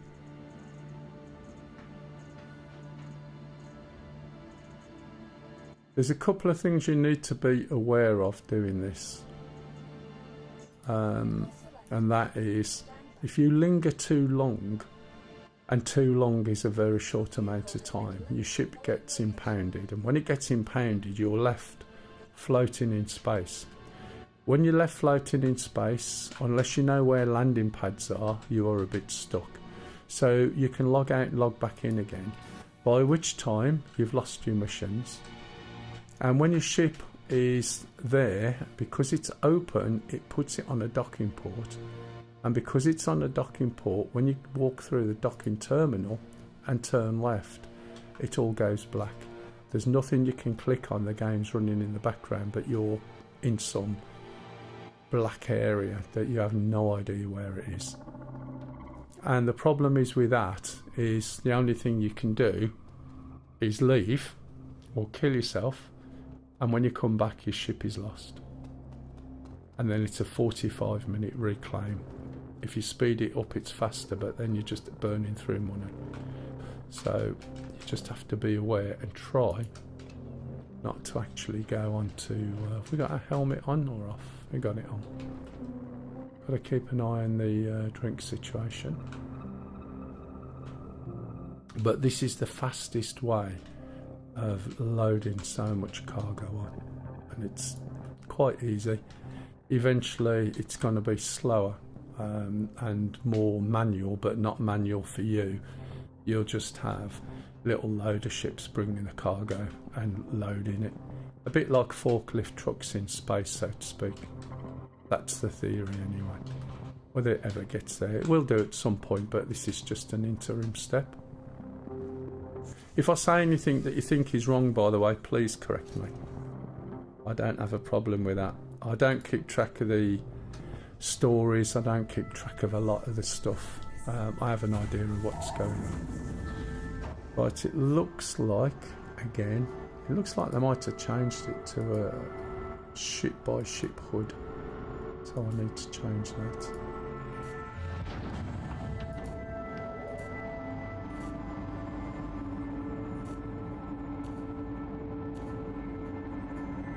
Used to be when you changed it, and what I'm guessing is this gives you the granularity of changing it on a ship by ship, whereas if you do the main settings that I showed earlier on, that'll allow you to do it for all ships, I'm guessing, which would be more logical than what was there before.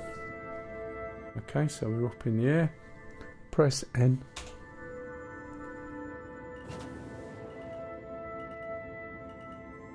Make sure you go straight at it. Bit of a fat ship.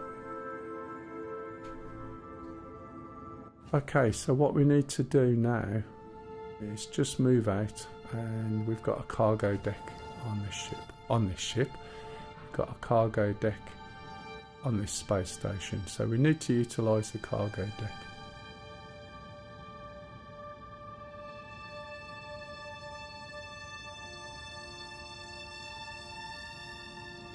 Now externally this is looking really nice as the sun comes up, etc. Cargo deck is going to be behind me. Okay, I'm going to hang a right, go over here. You have got a limited view on this, so you do have to be careful. This is the hull C, yeah. It's a loaner ship because I've actually got the hull D, which is even bigger.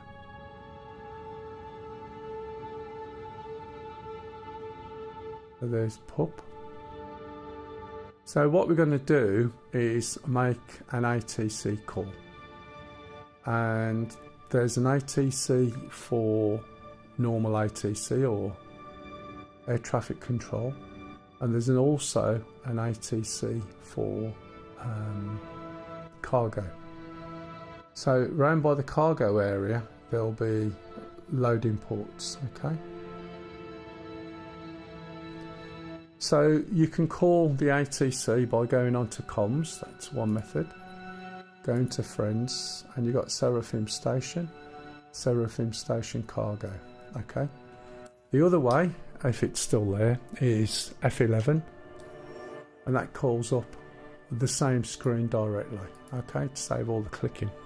The other way is if you can assign, or you can assign, should I say, a button to call in ATC. So a single button press will call ATC, and that is a docking port docking. I've got it set so a double click, right, should call the cargo. It doesn't always work, and I never know what the speed is of their double click here, to be honest. Right, there it is. So when you see that message, you know that you've got a cargo. Oh yeah, you can do it on the MFD as well, but that's time, to be honest. So I don't want the shields on, I want all my control, but what I'm going to do now, hopefully I'm far enough, is extend the spindle. Okay, so the way this ship works is it'll stretch out. There's my cargo thing I've got to go into. It'll open up, and that's where my cargo goes, and because of that I am limited to where I can actually go and land. So when I've got the cargo extended in that way, I can't actually go out and land planet side. So when I took off on the ship, right, that was without the cargo, and that works. And if you've noticed, oh, that's better. I was going to say my throttle's not working. No, it's just started working. So all I've got to do is fly into that blue box. Now the blue box is a classic optical illusion. You can see at the moment, you can't tell which is the front and which is the back, and it often changes. So my first jump is going to be to here, and we're lucky that we've got some light so we can see what's going on. So all I've got to do is put this inside there. It'll tell me when it's going to grab the stuff, and that's it, and then we're off. I would do this nice and slow. If you notice now, it looks like this bit of the edge closest to me is the front, but then if you look again, you notice actually no, it's a cube, and the face on the cube is slightly up and left a bit.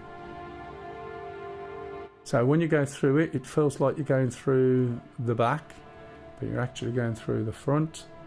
Slow down, watch the messages, and the message will change. And you've got to be completely enveloped within this area, okay?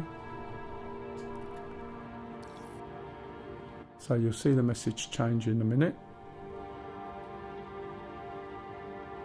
Okay, because we're moving. So I pull both throttle and speed brake. Pull my speed brakes on. Give it a second. Let's make sure your feet are off. There we go. We've picked it up. It's going to Port Tresla, okay? So one's to Tresla, one's to Everest. Do not hang around. One of the things that I looked for when I came here is how am I going to get out of this? And I can get out straight up and forward, okay?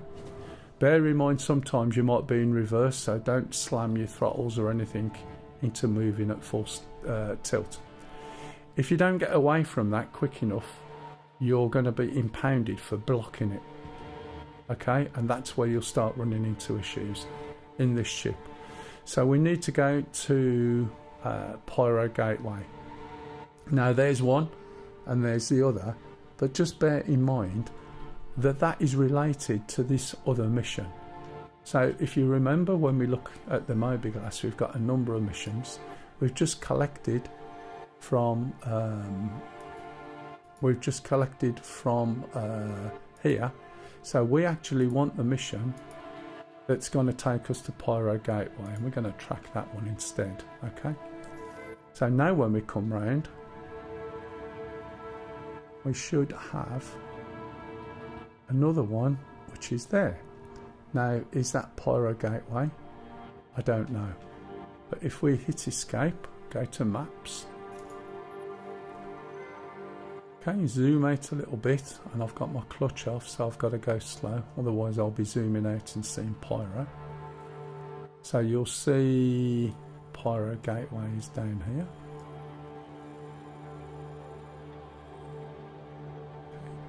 Click on there. Okay, double click on there. There's a route, escape, and it is Pyro Gateway, okay? Just wait, and then off we go. So you saw how quick it was to actually load the stuff. Now admittedly that was only going to be like a couple of boxes. As you can see, there's the boxes, and if we zoom in, and it will use both faces, so there's all of that area there and there's all of that area at the back. Those are the cargo bays, and it can stack them as well. You can do it manually if you want, so you can use this ship, go and collect something from something that's pirated, and get a dozen people or so loading everything onto the ship, onto those places, and then you can bugger off. Excuse me, and I haven't drunk my cup of tea, and it's going to be cold probably because the window's open. Yeah. Sorry. I get too engrossed in what I'm doing. I have apologised. And did I make you a really nice coffee earlier? No, that's not an excuse why. It's just that everybody thinks I'm wicked. You making me a cup of tea and me not drinking it, when I make you drinks as well. And I delivered you a really nice croissant, and then I did all the washing up and drying up, and I did the hoovering. See. Okay, so you will be doing me another one. Okay, in 2 minutes. 3? Oh, 1 minute, that's good, thank you. Yeah. Uh-huh. Oh, God, yeah. Uh-huh, no, because I'm spending long times travelling through space. 10 of my viewers have said, make him the tea. They have. And there's another 400 said, yeah, make him the tea.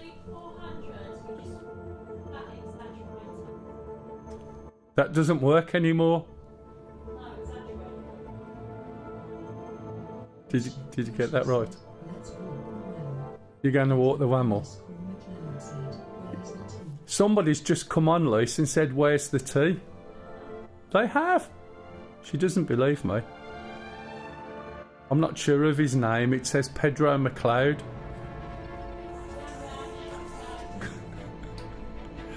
I wasn't sure if she knew who you were then. Okay, so... yeah, see, someone else is saying it now. I don't know who that is. Predator Ship Crusher, the Ship Crusher.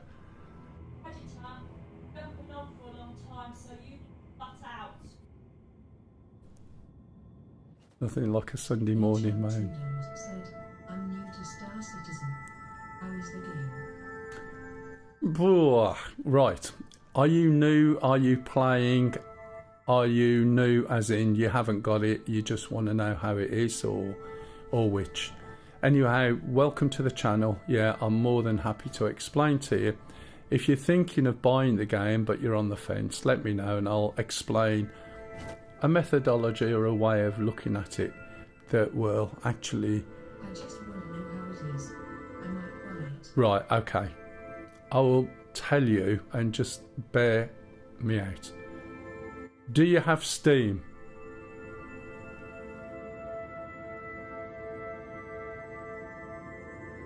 I do. Right.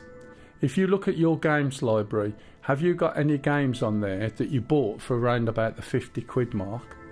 Played for probably 4 to 5 weeks, thoroughly enjoyed it and thought that was a good game. What's this? Mell with a Hey, Hells, you alright, matey? Yeah. Do you recognise that scenario, dumbass? each out $2 said, not for 50 quid. but You get it. So, if you were to buy this game, you would spend 45 to 50 quid. I could guarantee that you will get at least a minimum of 4 to 5 weeks of thoroughly enjoyable gameplay, and it will blow you away. 69 said, Hey, roundabout. station. Oh, they're all pretty cool, matey. They really are good. Right? So, the thing is, this will be in equal measures. Said, all right. Okay? Sounds good.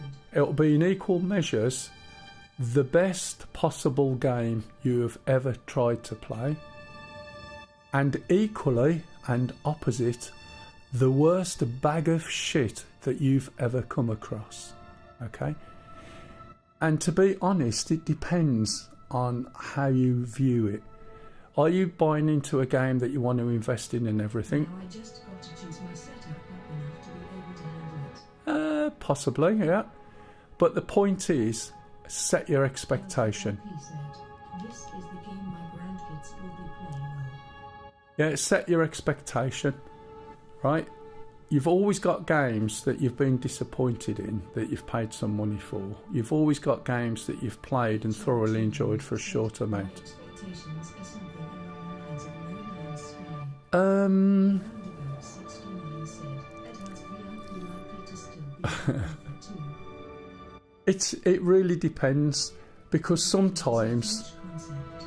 right, sometimes VIP said, at roundabout 69 I definitely we've had and played this, right? A big group of us thoroughly enjoyed it. It's been fantastic.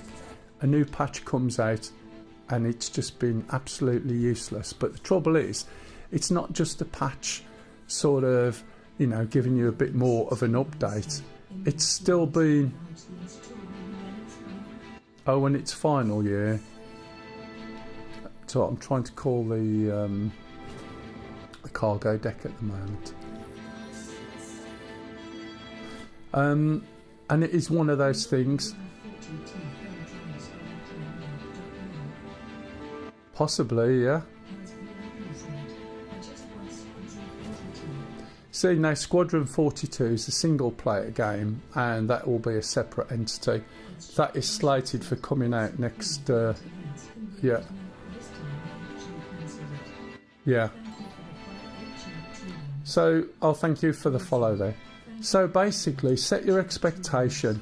If you pay 45 to 50 quid, get yourself a starter ship. Don't spend any more money. Buy your ships in game. You can easily come and borrow anything I've got to try it out. Don't spend any more real life money. You can get virtually all the ships from within the game itself. Okay? And if you do that, you're going to get something that in theory, if it all comes out, you'll have a really good time at some point of it. Okay? But if you come in thinking it's going to be like a finished game, then you're going to be way, way, way off. Okay? Okay, so that's done that. And if I wait a little bit, is it going to do it? Let's have a quick look. I should have a whole load of stuff on here now. There we go. So now what I'm going to do is go in reverse.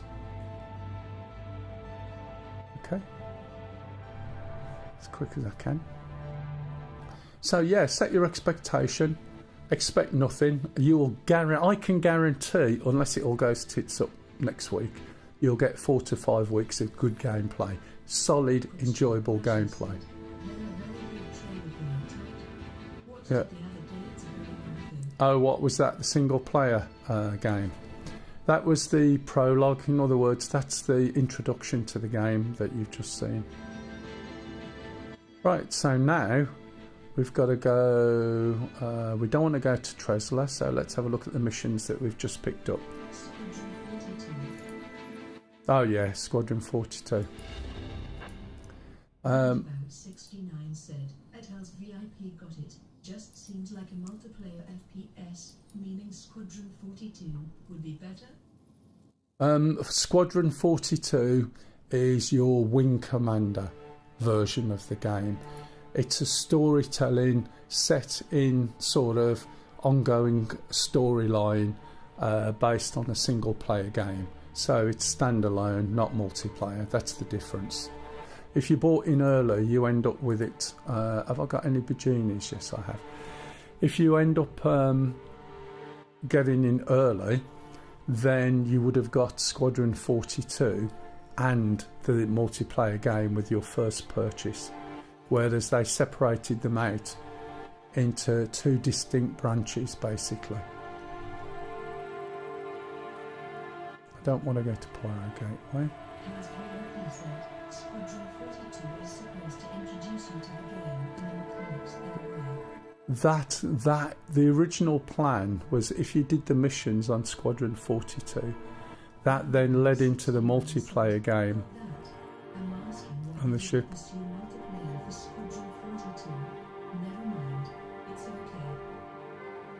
Why they didn't pursue multiplayer for Squadron? Oh, that's it. They just decided that they wanted that, single player experience, basically, to follow in the wing commander. So effectively, it's a wing commander. What's the word?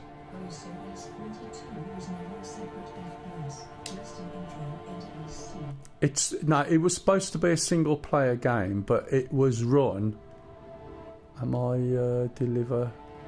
Oh, to Port Tresla. I don't want that mission. It was basically set up as a lead into, but as a standalone single player. But they stopped development together and split it up, basically. So it's 2 distinct entities.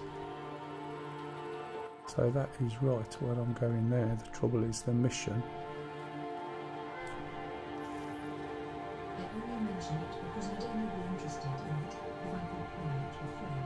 No, it's single player only, that's it. However, yeah.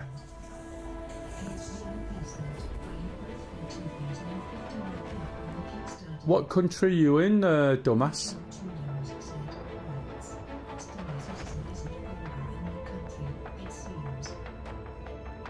India. It is. There's people who played in India that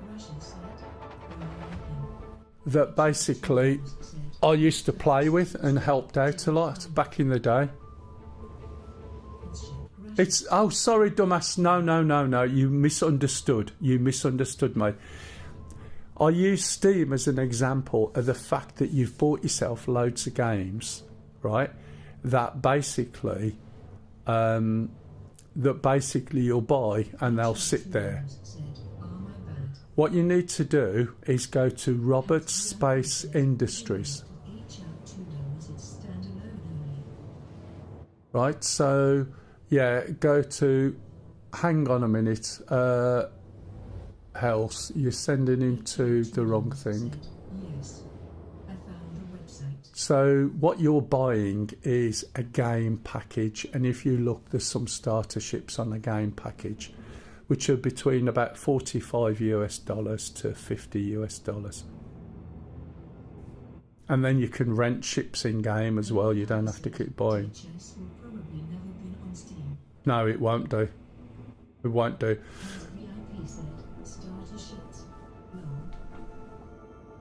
Yeah, well, you can buy everything in game now.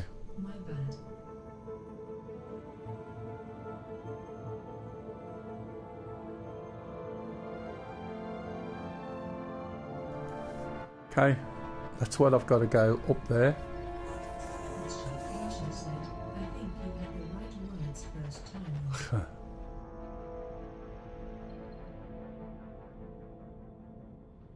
So I need to find now. This ship, as you can see, is really slow. Yeah, but you've got in there, the Aurora's okay to get people started. The Avenger Titan, if they want to spend a bit more, or the Cutlass Black. But as long as it's a package, that's the main thing. You can't buy a standalone ship.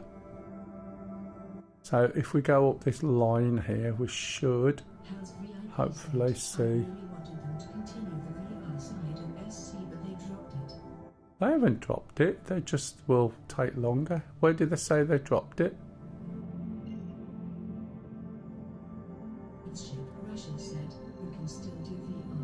Oh, don't go on to about Vorpix. It's not VR, it's a pretend VR with limitations.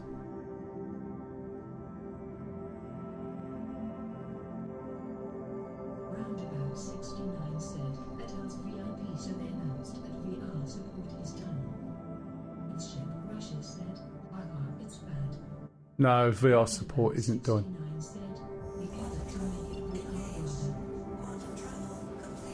I don't remember ever seeing anything that says that they've dropped VR. Okay,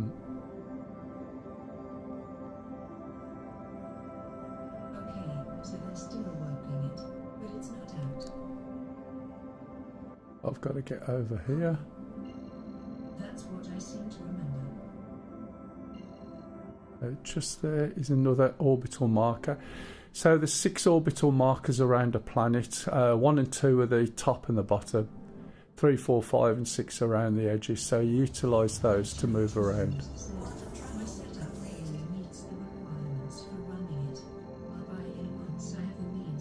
Yeah, that's, you just have to be careful. You ideally need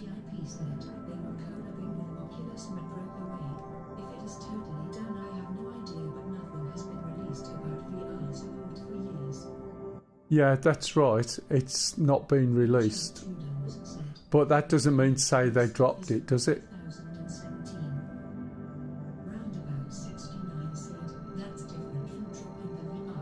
Yeah, exactly. Just because it's not been done. I mean, why on earth would you try and have anything to do with VR at all at this state of play when you haven't got something that will run collectively, right? Yeah, exactly. And you do that when it's all fully optimized, and then you work on your VR. because broadly speaking, VR is an image from two different locations, and some of the items have to be configured in a certain way so that they look right in the basic form. It's not difficult. In fact, I remember going back years, right, where my mate used to do 3D slideshows. Roundabout 69 said, at Holy Hunger we had different priorities. You know what I mean? So it was complete 3D slideshow, so you could look at a slideshow back on holiday things and stuff that you'd done in full 3D. And it's not difficult. You just need to Holy Hunger said, so I don't screen think generators. hardware as I think it's too expensive. I got the bug mission. Again. HR2 said, Yeah. I'm gonna get going. Went around and picked stuff up and deliver it to Seraphim. Put them in the elevator. And Alright, dumbass. See you, matey. not all of it. Roundabout 69 said, at Holy Hunger there you go. So, how long have you spent on that one, pup? 20 minutes, half an hour. And what's bugged about it? It still says it missing 5 SCUs. So they're just missing? Yeah. But when I put them in the elevator and pressed the elevator down, it says everything was there. Oh, really? And everything was there. I know it was there, everything. Fortunately, at this moment in time, I'm not doing too bad. There's my contact ATC. So I'll just try and double click. There's the message. Look for the box and I can see it's down here. The trouble is down here is I can't see much else. So I'm hoping I'm going to go down and come in from a slightly different direction with a view to when I've done what I need to do. Just dropping through the bottom. With ship, Russia said, you have to move them from refinery to ship rather than elevator if it's on about that button. You have to move them from refinery to ship. I don't know what you mean, matey. It's just doing simple missions from the hangar. Oh, I know what you mean now. As VIP said, I'm currently getting into Elite Dangerous. Got X56 hooters a month ago and loving it. You're doing it a bit backwards.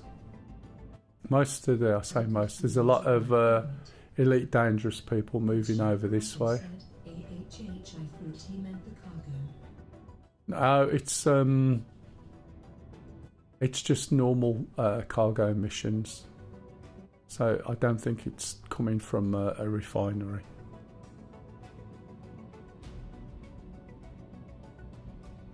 Yeah, Elite's good. I think I can't remember how many hours I got out of it. Probably about 1,000, but that was while it was in beta, before it was released. Have I gone in yet? I don't think I've gone in, have I? Just looking for that message change, and I forget sometimes. Don't want to go in too far, but as soon as the message change, it basically tells me I'm moving. There you go. I'll just stop. 69 said, at House VIP Elite Dangerous implemented that power system for role-playing since I last played it.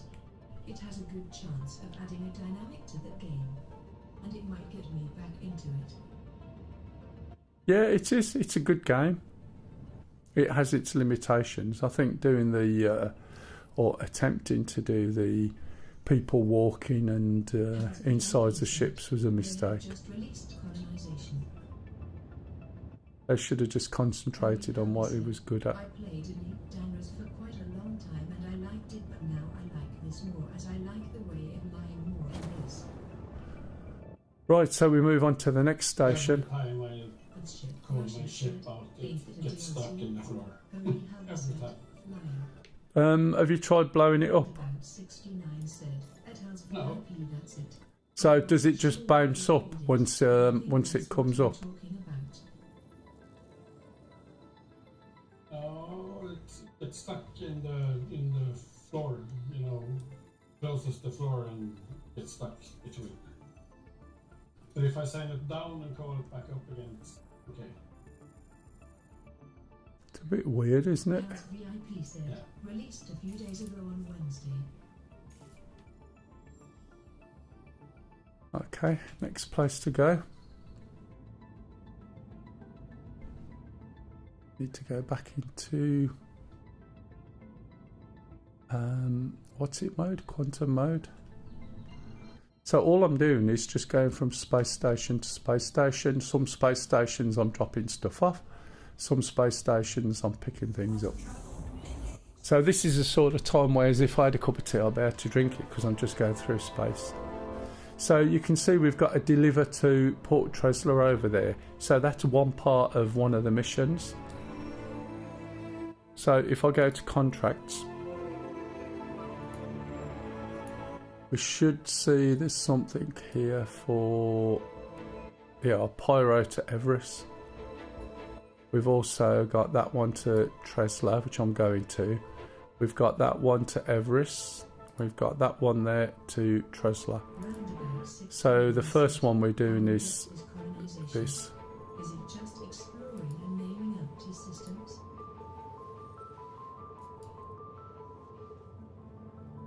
This is the problem, isn't it? And it is the depth.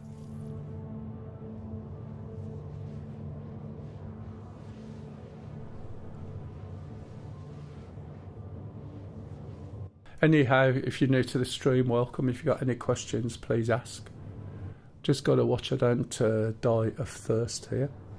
You can see on the bottom left that I've used half my fluid and I'm 79% food, so they need to be topped up at some point. But I don't want to do that yet. I'll do it when I get back to Seraphim. So at the moment I'm on the way to Everest, which is at Hurston, and it should drop the cargo off. The ship, Russia said, and we have outside you. Ain't saw that in game yet, the ship I mean. Okay, so you can see the cargo. Some of the cargo on there is from the previous mission.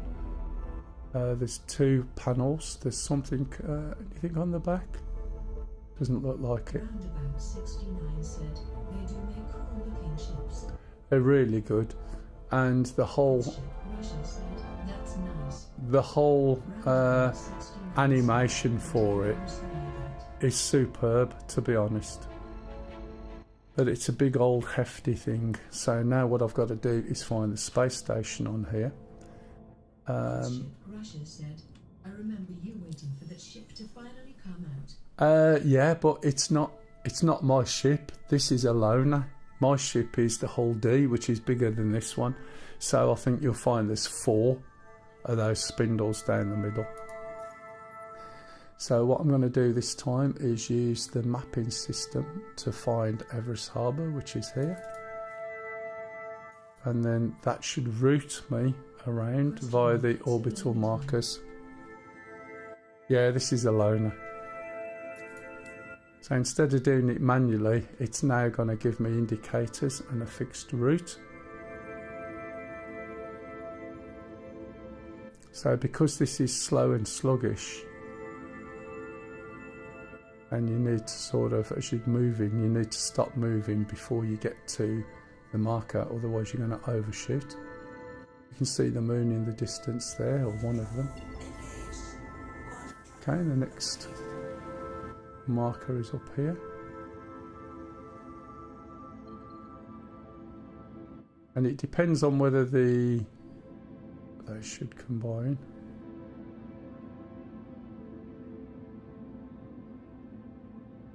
What the hell? Oh, M6 can't be there, surely.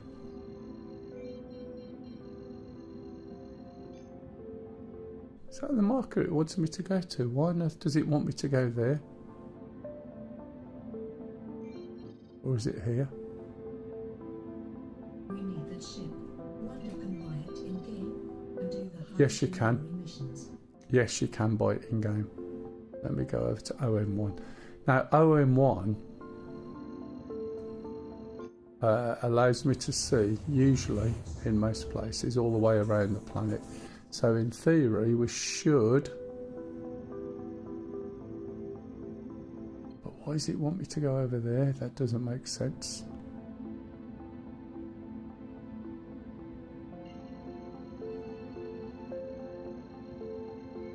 I'm looking for the space station. Or that. The cat, right, is 576. Yeah, it looks like it's all over the place, doesn't it? The cat is 576 SCU. This is 20,000 SCU. So you should find that you would be able to do what you want to do with this. Look where it's taken me. That's where I want to go.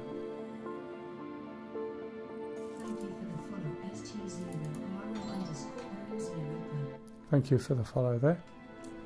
I intend to be streaming quite a bit more Star Citizen, especially if the patch is solid. Probably on weekends. There it is.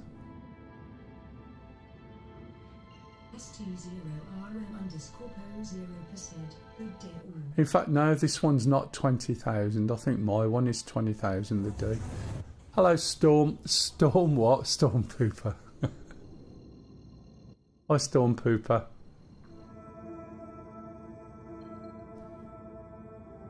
Welcome to the stream anyway. If you've got any questions on Star Citizen or whatever, please feel free to ask. I'm just running around doing some delivery missions in the Hull Sea. One of the beauties of this... Oh yeah, it should be able to carry all your cargo. No problem at all. Oh, there is something on the back, look. Something on the front. And there's something over there as well. If you've got any questions, please ask. So we're just going from space station to space station. Okie dokie.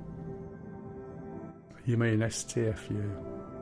That's a polite way of saying it, yeah. If anybody who is watching wants to see what it looks like in 4K, by the way, I'm going backwards. Did anyone notice? Nope. Right, the reason I'm going backwards is, can you see where my controls are on that slider? Now they're the right way around. That's because I left it in reverse before when I pulled away. So we're just going backwards for a little bit first. Also why the space station was getting smaller and possibly further away. And that's something you have to be really careful of sometimes, because you go backwards and crash into something, which I did in a Caterpillar once, and it got 100,000 UEC worth of cargo in there, diamond, and I forgot I'd reversed into where I was, and then ended up going backwards, crashing and blowing up. Now back in those days 100,000 was a lot, and I could have kitted out the ship completely with new weapons, whereas now it'll be 100,000 just to buy some new weapons. So there's a cargo area over here, and I think there might be one over there. Now most times I come over, it's at this area.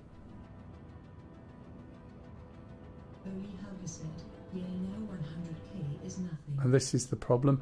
And this is the problem when you look at some of the countries where the value of the money, you start getting noughts and noughts and noughts added on until it actually becomes worthless. Which is where, when you're a kid, you think, why doesn't everybody have £1 million? They'll all be rich. But then that means everyone's got £1 million. Nobody wants to go to work. Nobody's got anything really. Quite interesting, which you don't understand the concept until you're older. Okay, double click, we should see a box somewhere. Just looking, is it over there? Nope. Can't see it at the moment. Is it down here? Can't see it. So we might have to have a fly over the top of here. It might be the other side of here, but I can't see it at the moment. Might be able to see it outside. There it is. It's all the way down there. So I'll slow down.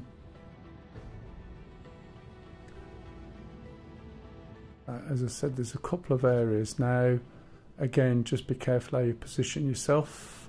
When you go into something like this, you need a way out, and the way out to me is going to be down if I'm in this orientation. So I'll go this way and then turn to the left. Obviously, if I move to the left, you can see there's a big spiky thing there. Also said something just behind it. So as soon as I've picked the cargo up and dumped it, then I'll go straight down, which should take me away from this and I won't get the ship impounded. It's done it to me 2 or 3 times, so it's took me a while to have a strategy. Wondering why my dad didn't just write a check for £1 million and retire. Yeah, exactly. I think there's some people in some parts of the world still think that's a viable sort of solution.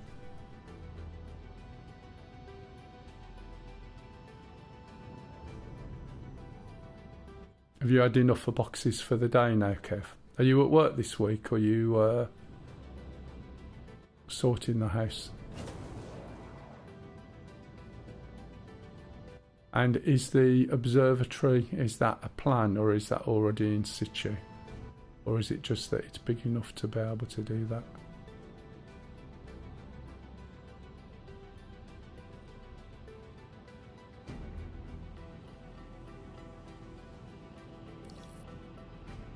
Wait for the text to change as before. There it is. So put the brakes on, take my feet off the rudders. Should be 2 things going on here. One's a pick up, one's a drop off.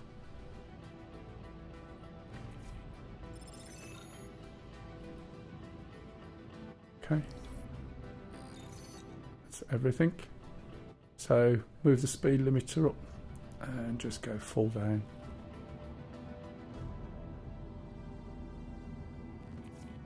Move out the way of this. Just get clear of it. Just be careful, there's turrets and things everywhere.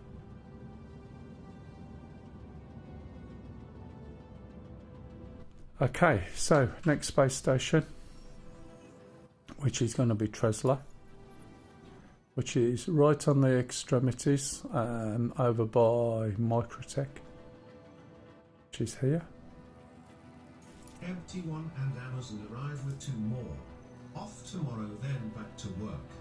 3 beer observatory is planned for this summer. Okay, and so it's a fresh build, is it? Are you getting people in to build it, or are you doing it all yourself? Because I know you just do stuff like that. Right, so again, we're going to have to go there. That's through the planet, so we need the orbital markers. Need to be in QT mode, so make a quick switch change, wait for it to calibrate.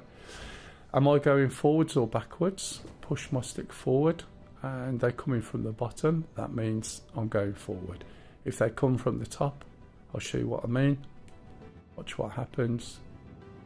Look, they come from the top, I'm going backwards. Make sure that's set right, which it is.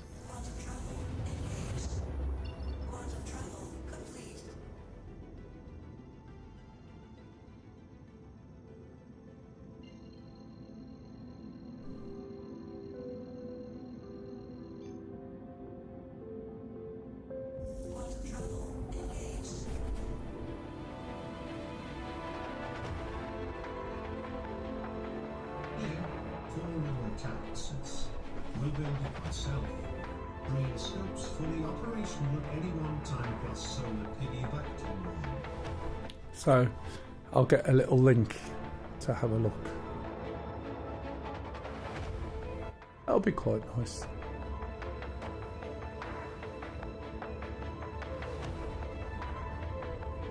So would that be like raw footage? So a raw look through there? Or is it gathering the information, stacking it, filtering it, and then pushing it out, if you see what I mean?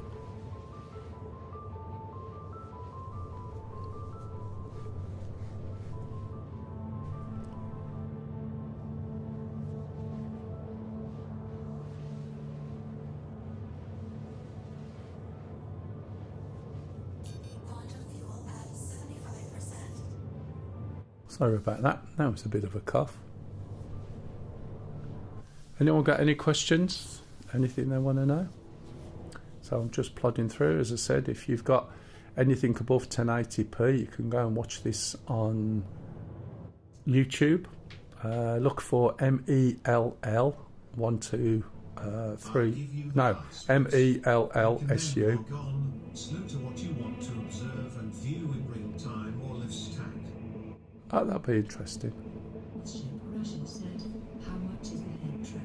I'm not really sure, Pred. Just Google it. You can get it from Amazon now as well. It's called AIM, AIM, XYZ.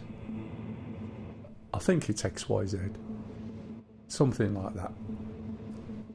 And it's from China. And it just works, as you can see. And I've got nothing on my head, which is brilliant. I don't wear headphones. And hopefully you can't even hear anything through my speakers if I shut up. Look.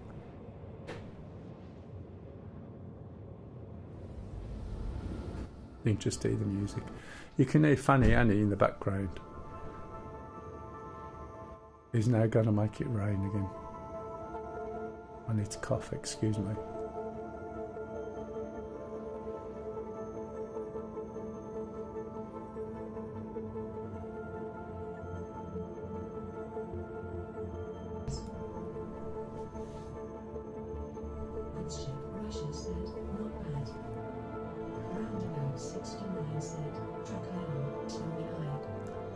The trouble is with Track IR, two things, right?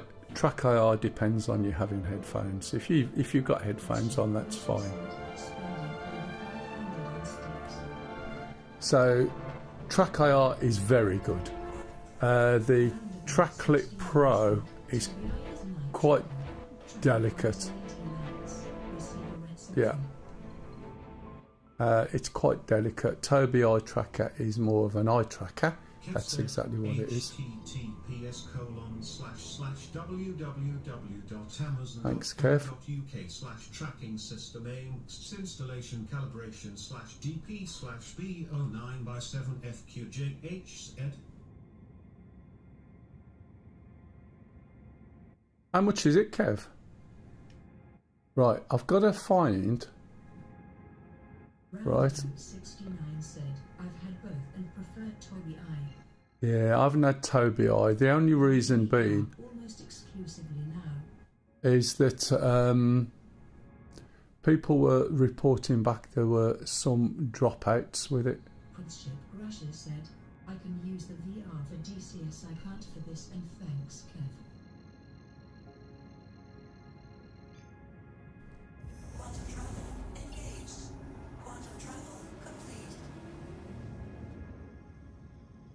So I need to get round to Port Tresla, which I think is all the way over there.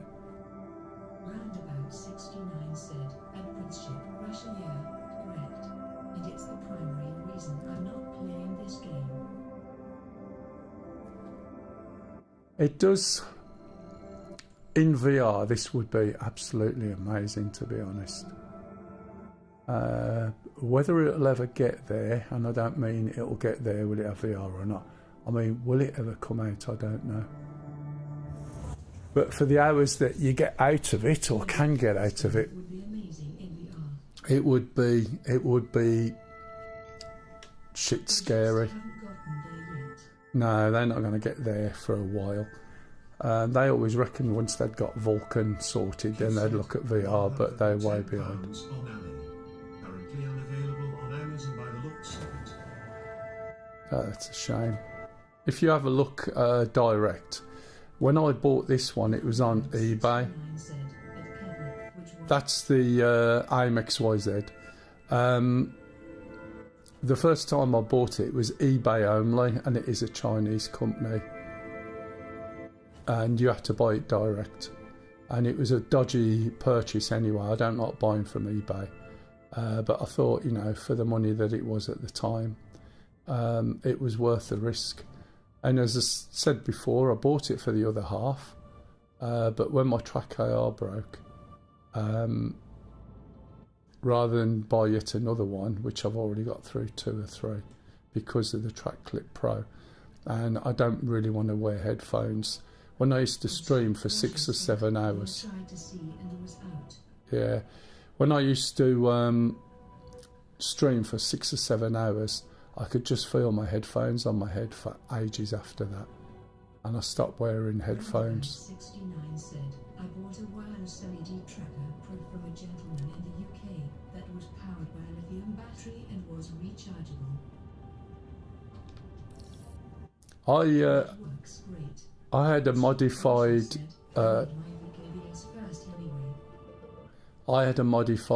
Track AR that somebody online made for me, and it clipped on the side of my glasses, and I plugged a battery pack into it, you know, the sort that you charge up a mobile phone with. I plugged it into there, and then when I wanted to go to the loo or make a drink, all I did then was just unplugged it out the battery, got it, walked away, and it sat on my glasses and was light enough that I didn't even notice after a bit. It's just a few ounces, if that. But it was that one that I had problems with. No, the battery pack was on the desk. So those small batteries explode? No, that was a big battery pack, like 2000, was it MVH or something? But that was on the desk on the long cable, and I just unplugged it. The one I described was in the tracker. Oh, that one. To my head. Yeah, that one. Now I can understand that, mate. It's the last thing you want.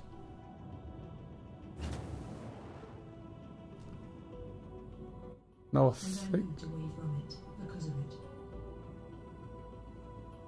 think this is the last of the missions, unless I've got something for Seraphim. There we go, just wait there.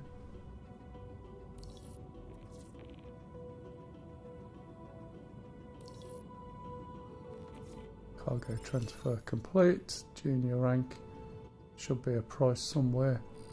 Now if I sit here and look to see if I've got anything else, right, there's another mission done as well from before, and I think everything's done. There we go, there's 3 missions probably completed. Is that another one? What I need to do now is get out of here. So I'm going up as quick as I can. Oh, closer. And then I'll go forward, out the way, as quick as I can. Got a brand new Trackmere 5 in a box somewhere. I'll have to find it and move it on to someone who can make use of it. There we go. So that's it.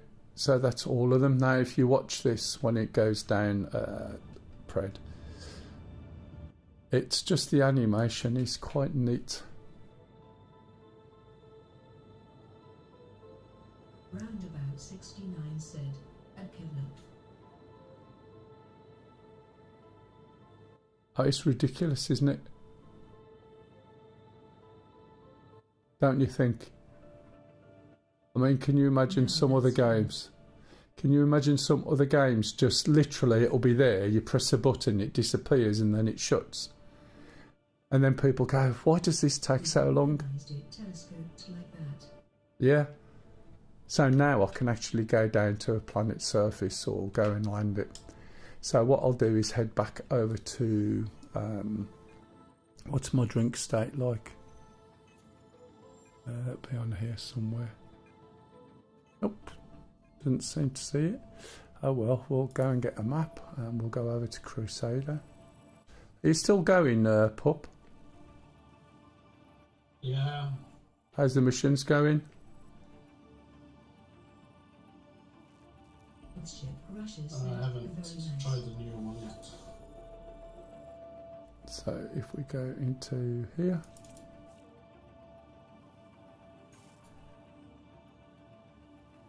This is a bit of a run. This is definitely a cup of tea run. So I'm now up to 706,000.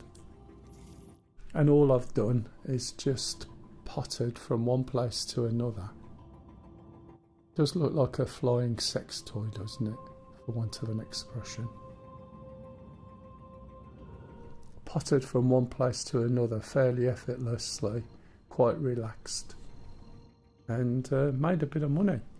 Now I might be able to make some more money. I could go here and I could find more missions, but I usually do it all from Seraphim. It'll be interesting if it lets me land back in a hangar or forces me onto the docking bay, because I want to see if the docking bay is bugged still. But if it lets me in a hangar, I'd rather park it in a hangar. So if we jump out the seat, see if this is all working now.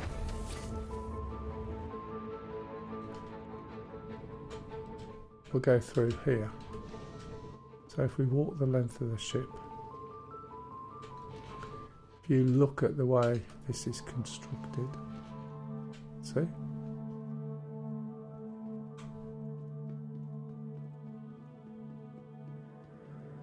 This is the scary bit, isn't it? It looks like you're going into black.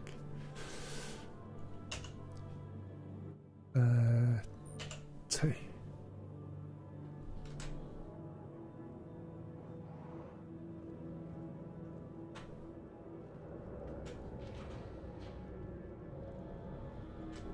Here's the engine room. Here's a deck to somewhere. There's some ladders to somewhere. Let's go and have a look, shall we?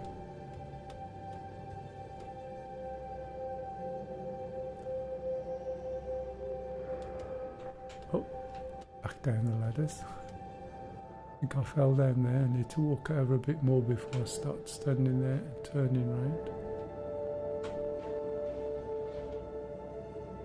I need to check Spectrum to see if the one with the warden has been already brought to their attention.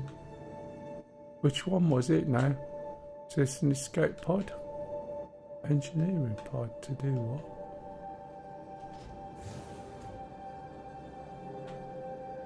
Looks like an escape pod to me, but I'm not going to go there and open it in case I'm outside. The other thing is that eventually you will have atmospheric pressure in here. This is obviously the airlock, as it says. But you will have atmospheric pressure, so you open the doors while you go along, get rid of the pressure, and out the door you go. Whereas at the moment... Oh, what? Oh, the bathroom was missing. So you had to hold it in for a bit, I take it. So we've got an elevator and the ladders. This is a different elevator to the one that we used to get into the ship at the beginning. Can we get out this way? Component access engineering, okay.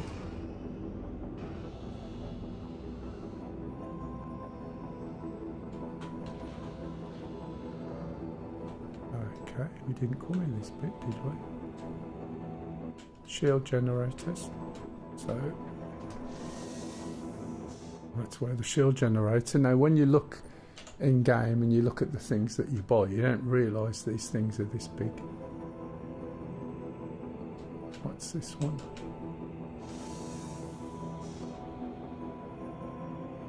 It's a different thing to that.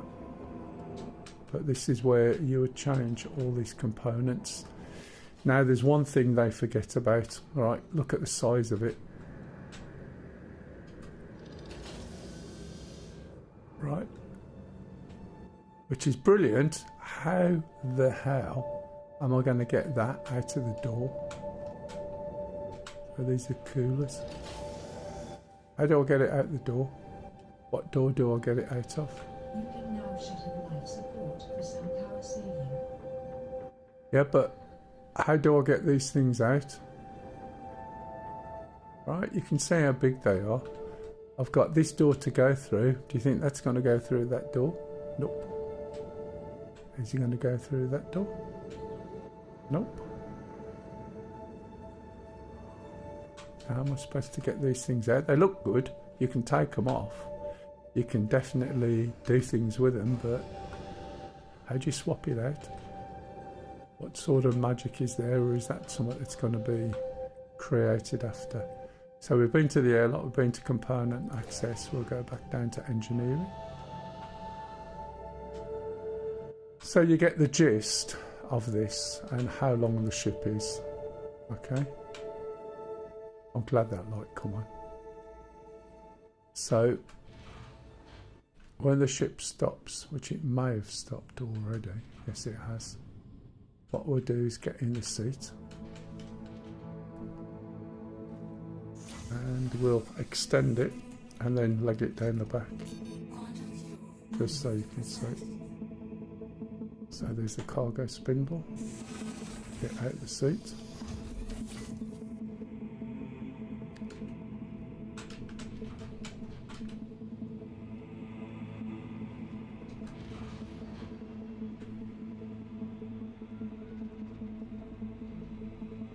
I just about caught that then. It's quite impressive, isn't it? It's all just extended out, concertinaed. Oh, I shut it. Okay. Now the whole lot concertinaed out, and this is all the engine room we saw before. But now the middle section. Oh, that doesn't look good. Shut my eyes and run. Leap of faith. So we're going through that centralised spindle that you can see. There's quite a lot of work on it to the ship, isn't there? I've got the light on and I probably can't switch it off here. Oh no, I haven't got it on. Okay, so again, before I do that, if we look, we've just run through that little centre bit there.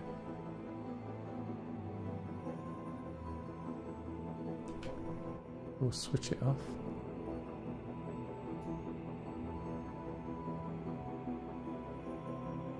Okay, right, and while that's doing that, let's go and find where space station is.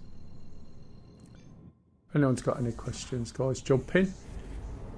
I'll try and give you as much information as I know. I don't know as much as I used to, but that's because I've had a bit of a break from it previously, and then started playing again when it started to get more stable. So I dropped it for about a year because the rate of change last year was phenomenal.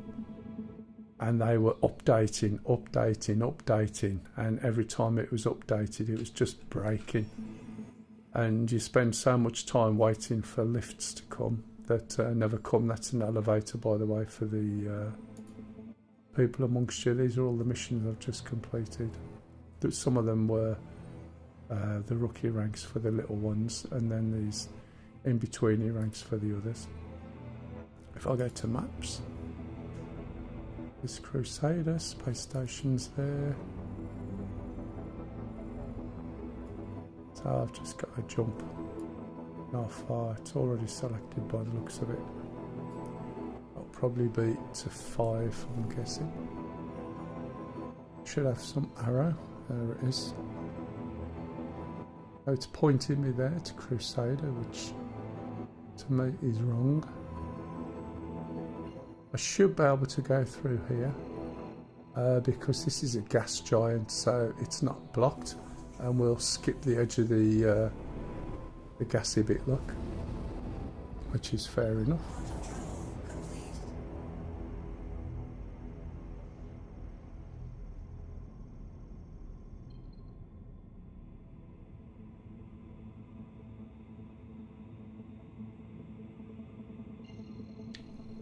not sure what's going on there. It doesn't look right to me.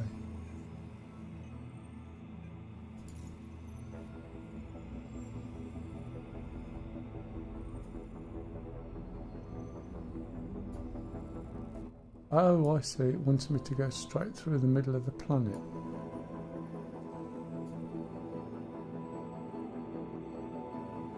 So we'll cancel that.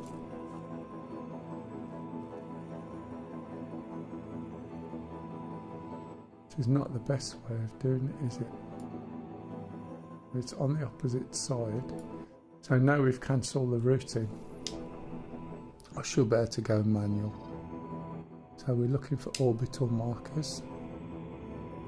There's likely to be one up here. Looking for a circle with a dot in it. And if it's not there,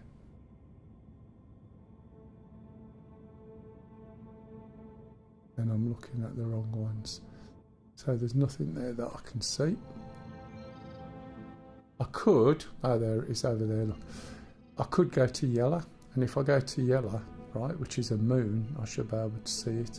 So this might be, allow me to see it. It'll be over to the right somewhere. Quantum travel engaged. Quantum travel complete.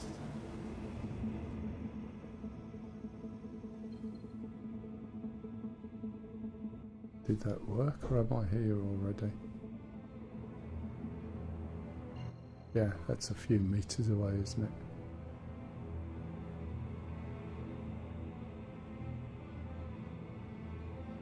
You have to be really careful, because if you pick one of those, you'll be surprised at how far away it is. Like that Terra Gateway, for instance. Thurston, L5 is a long way off. So you can see some of these will take me everywhere.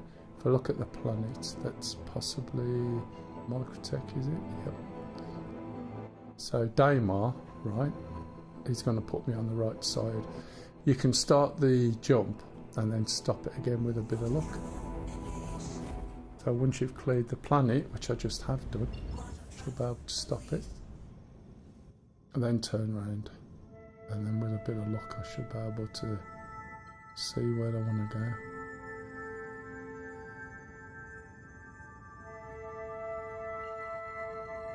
It might still be behind. See that one over there? Can't see my...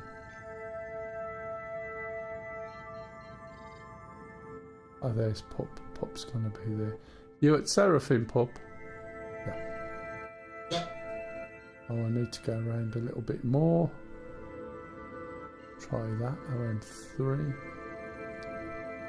Pup's there. I could jump to Pup, but I can't jump through the planet.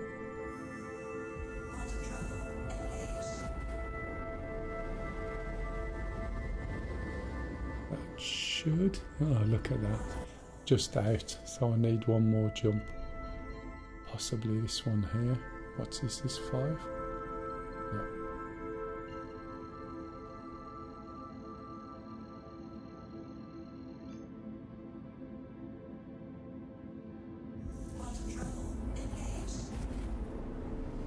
That should bring me round, and the fact I can see where Pup is going to help.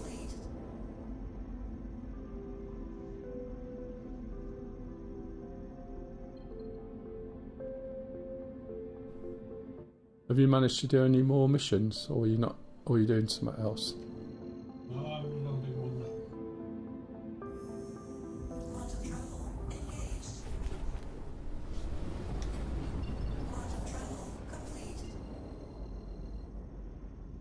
now. Okay, here's the space station. Now, normally when you want to land in the regular place, these are the hangars here. These 2 struts coming out in between those 2 rings. I suspect this might want me to go into onto one of the extended arms. What are they called? Docking ports. Docking process is a bit interesting. There is a dedicated docking thing upstairs, The trouble is, it's not a functional thing as far as I'm aware. In a couple of seconds you'll see the red label come up and say contact ATC. So this time I'm going to do one click on my button and not two, and if a white circle comes up in the middle it means I'm on a docking port. I'm just slowing down and stopping because I want it to open up. We can see the circles now. That tells me I'm also the wrong side. Yeah, docking port, which is a pain in the ass. If we come out of this seat, just behind me, there are some ladders on the left hand side.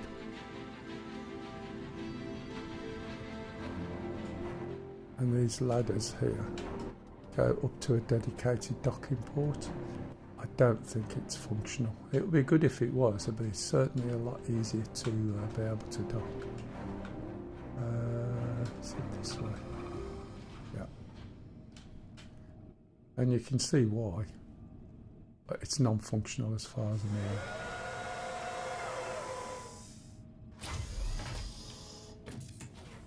Okay, so we should, in theory, I don't think this is on, be able to fly the ship in from here, which would make perfect sense. But as far as I can see, this doesn't work. But that would be great. This is like when you've got docking ports with, I don't know if there's any specific stuff for me to do. Let's have a look. I don't think there's anything specific I can do from here. Let me just look, see if there's any keys that are assigned very specifically to docking, just in case there is. So if we go to keybinds and joystick HOTAS customization, so we've got flight docking, toggle docking mode, invoke docking, toggle docking camera. I'm going to put that on because I don't know what that is supposed to do, and I don't know what these are supposed to do. There will be some button equivalents, so let's put this on. Flight movement ESP, say no. Let's click it again. Oh, it's not a double click. Oops.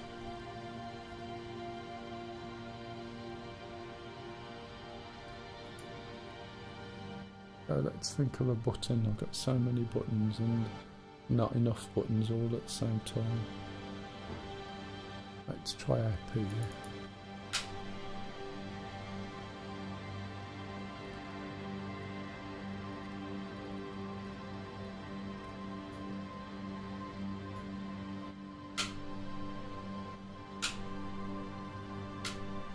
It's not doing anything at all here, is it? It's probably a switch for it anyway. Doesn't seem to be doing anything. No switch there. Okay, so I don't think I can do anything with that. But that would be good if that was cast into my helmet or something from the front. There is a docking process, which I'll show you in a minute. Slide down here. Go back into here.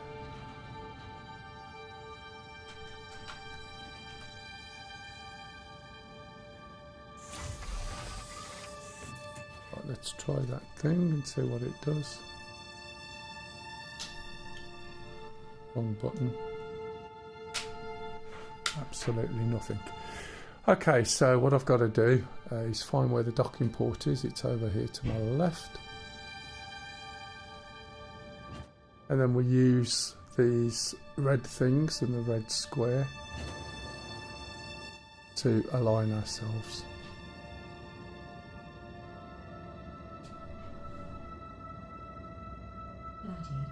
Flying said, your character requires a cup of tea. I think it does require a cup of tea.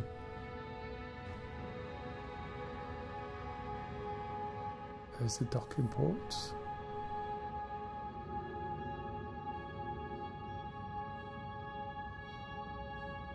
Now, one thing I'm never sure of is which way around I'm supposed to be. I think the other way around, to be honest.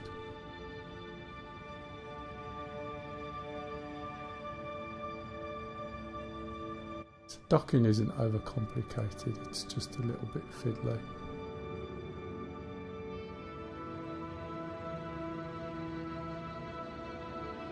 Can't tell if I'm the right way around here. Usually the door opens, I think I might be on the wrong side. So if we have a quick look at the ship, you'll find the docking port there opens, or the docking port there opens. So I'm going to guess the one on the left. I'm also, because I think my view is a little bit odd, can't tell if I'm the wrong side.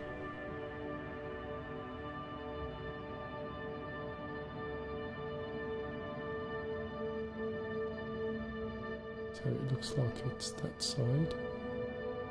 And that will colour itself in. See the way the modelling is missing a little bit there.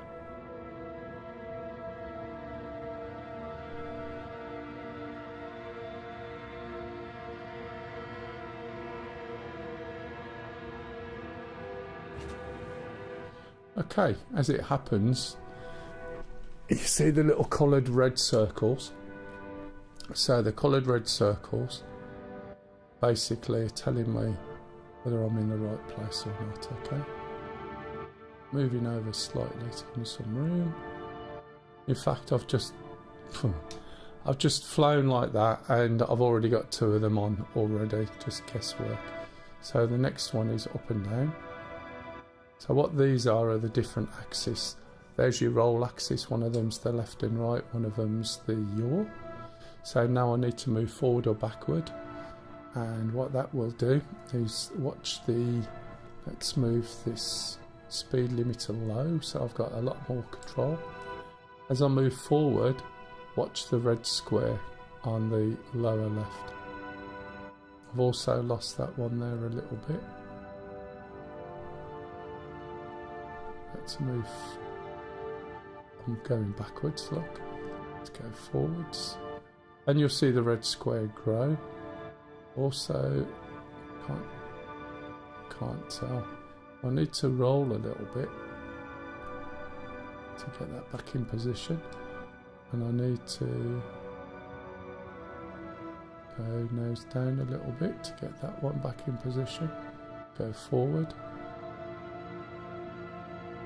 So this is setting me up in line with that over there, so at some point soon that square's going to grow, and you saw it grow and then shrink, so I was way too fast. So let's go back a bit, and it is really slow.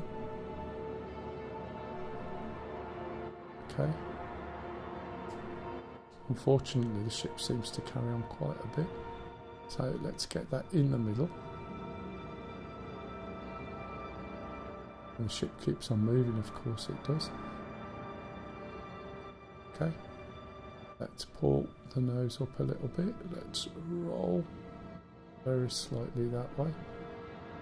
And looking at that, can't tell whether I'm ahead of it or back. So what way is that? Okay, it's getting smaller. So go the other way. Make it bigger. Slow down as you get there, because what will happen is you'll get more green. Stop there, and it went past. So difficult to control that. Now that's gone down just a little bit. There we go.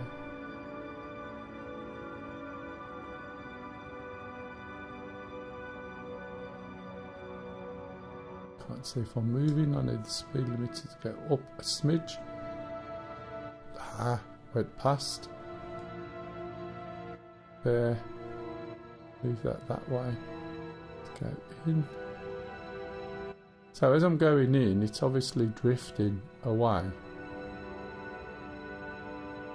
because I'm not necessarily square. So what I can do is the cheaty thing. You can see my height needs to go up a little bit, in a little bit, Needs to go forward a little bit.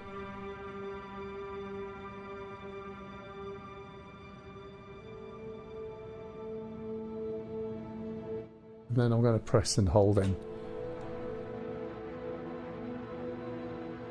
Is he going to do it? Can't tell if it's doing it. Oh, look how far away I am, no wonder. Should be a hole there, but it's not open yet. Right, okay, let's get closer to the left. Bit of speed limiter. Bit more speed limiter. Okay, as it's gone closer, it's moved. Bit more speed limiter. So you can see the differences there. Turn the ship out slightly. Move it down slightly, up slightly. Too much speed limiter. Come on. See how much control over I've got now. Move it left. Try and move it left, a bit more speed limiter. And it's drifting out. Is it because I'm in reverse, I wonder? That doesn't feel like it's moving closer, does it?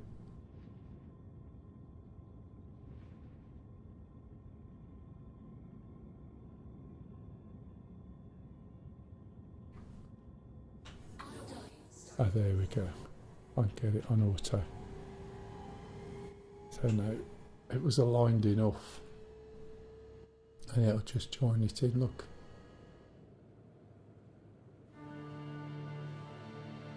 That doesn't seem to open.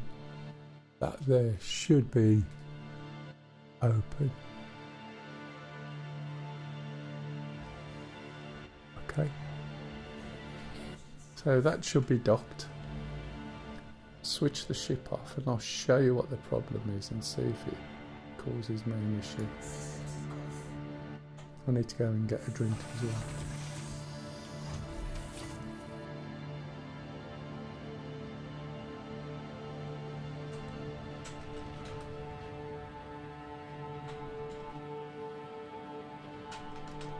There we go.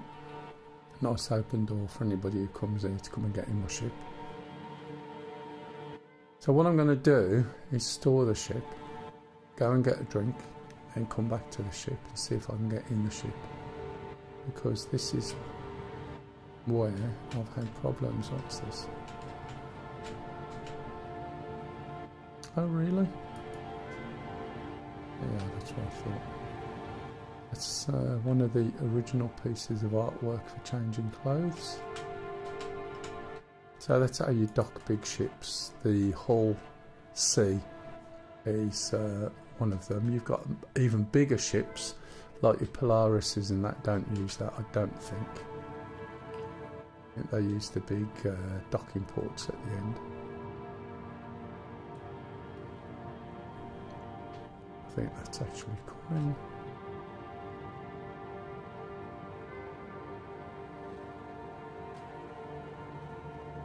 Try the other one just in case.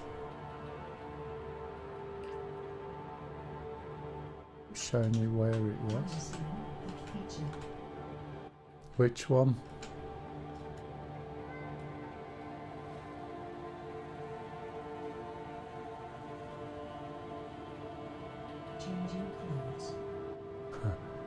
Oh, that one, yeah.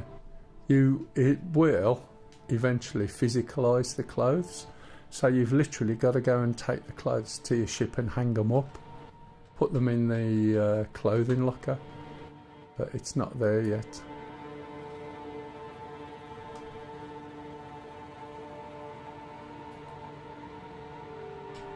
Well, this is good. Either it is really that busy, or these lifts are buggered.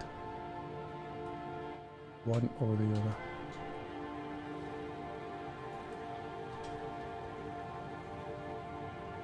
My Valkyrie has no internal storage. None at all. How does it smell?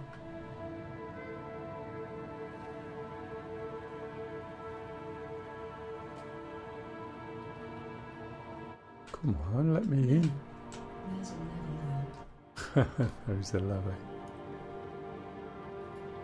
So, I can't call the lift. What a surprise. And I can't tell at the moment. Have you gone off on your mission yet, pup? Yeah. Okay, no worries.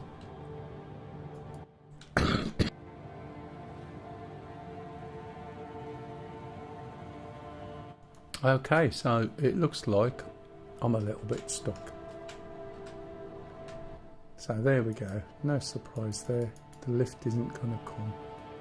Tells me it's in Die Hard's the medium hangar. How about coming to Mell's docking port? We fixed that we're good again. This is the first time I've seen the problem, to be fair, but does that mean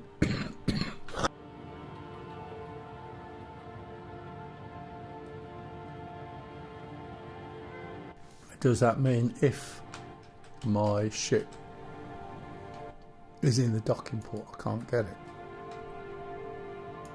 I mean, it might be a documented issue.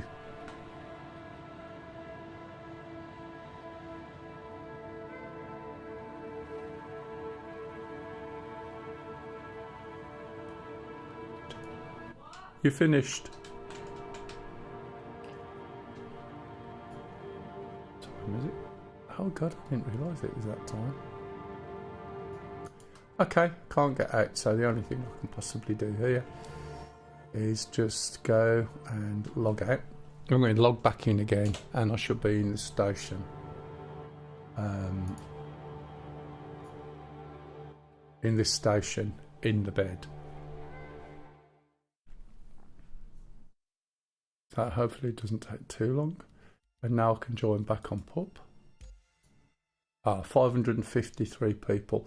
That's not bad considering there's 553 people on. It's not quite 1,000 or 2,000. And compared to when we used to have, what was it, 50 Platty? They've managed to get it up to 600. And it runs actually not too bad. You know, we're not trying to do any fast action stuff. We're not doing any FPS or ship fighting. So it's perfectly adequate. Camera's still working as well. Is it? Was 15. Yeah, I thought so. I remember the first time I ever went into space. The only thing there was Area 18, and you used to catch a lift at the back of your hangar. The hangar module was a module where you could go and look at your ships and change guns and play around, but you couldn't do anything, couldn't fly. You couldn't even walk up the steps. Yeah, I will do when I get in. So there's two things to rehydrate. You can go to the shop and buy a drink. There's one particular drink that gives you more hydration than anything else, which is the blue bottle with the water in. Some of the bottles give you a bit of hydration and food, or you can be really, really cheap ass, just run around to the hospital, lie in a bed, press a button, and suddenly you're rehydrated and fed for free, as long as it doesn't bug out and kill you, of course. I noticed the login time today is a lot longer than yesterday. When this patch first came out, it was amazingly quick, how quick you could get in. But now it seems to be quite slow. And there was some instances that I've seen where when you start up, it was telling you were kicked for not moving. And the reason you weren't moving is because you were waiting for it to load in, which is quite amusing. But you saw how easy it is to make money relatively. There are missions on here now for 369 923 million. Going to the new epic. Okie dokie.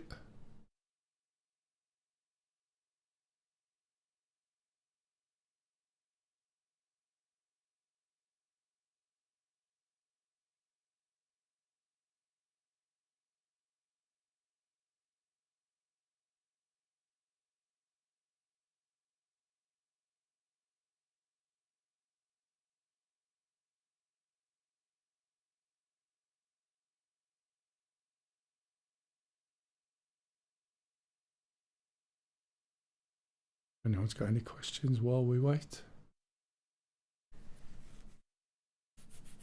It is a little bit slow. Said, well, I'm back.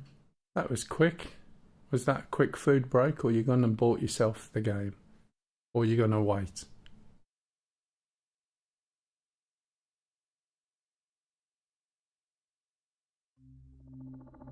There's a quick rule of thumb: never install this on spinning disk. If you do, it's going to be awful. And I think the fastest SSD you're going to get. Yeah, I thought so. Oh, that's fair enough. Yeah, that makes sense. There's free flies as well, dumbass. They cancelled the last one, but you can go on, download it. Your internet connection needs to be quite reasonable as well. Right, yeah, it just won't work. It's, if you noticed, from when you came in, right, I started doing this, I can't remember when, whatever time it was. I haven't had a loading screen or gone to bed or anything. So I've just carried on playing all the way through. And the only way that works is it's pulling data off the disk and moving it around all of the time. And a spinning disk isn't fast enough to do it, which will cause you problems. So an SSD is... Yeah, but that's because I come out the game. I'm on about while I was in the game. Okie dokie. I couldn't get out of the loading place, the pad. I don't think we had the same thing I had this morning. Yeah, so there was no lift coming to the docking port. Tell you what I can do though, is go and put the kettle on, can't I? Oh dear, I don't like the way it beeps and something goes off. I'll be back in 2 ticks.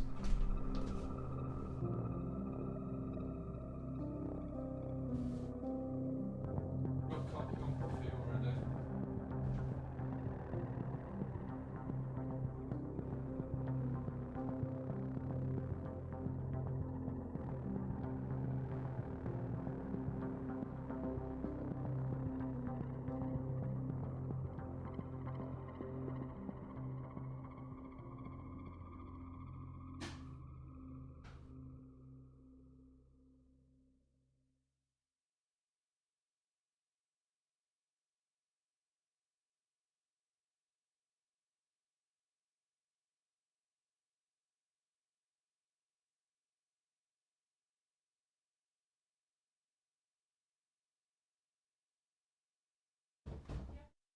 Yeah.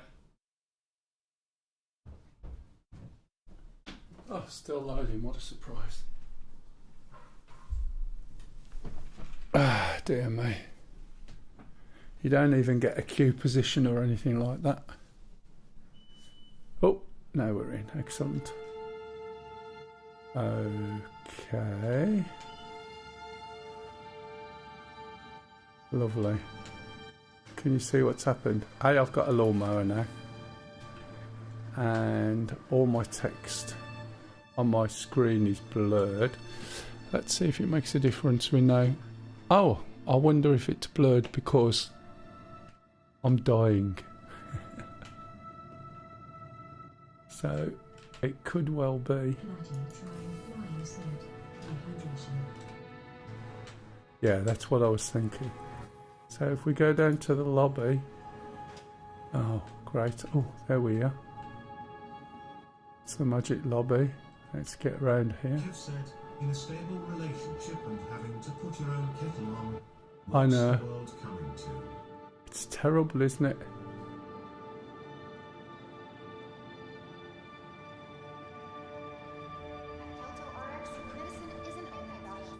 Ah, don't tell me they're all broken.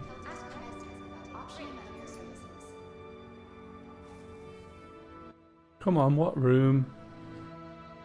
Room number 1, please. Okay. Room number 1.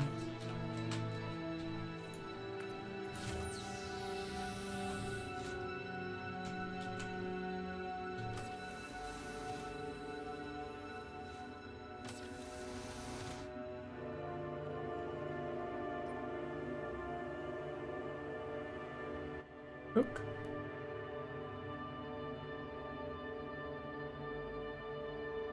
Just in time. Just in the nick of time. Now some of the ships have got medical beds in as well that you could have done that with. But that saved me buying any food or any drink or anything. Not that I'm tight. I don't have a backpack on me, so there's no point doing that at this point in time. Right, so that was basic cargo using small ships. I haven't used any of the middle ships yet, but they're quite big as well in a different way, but you don't sort of use the cargo decks in the same way. So if we go down to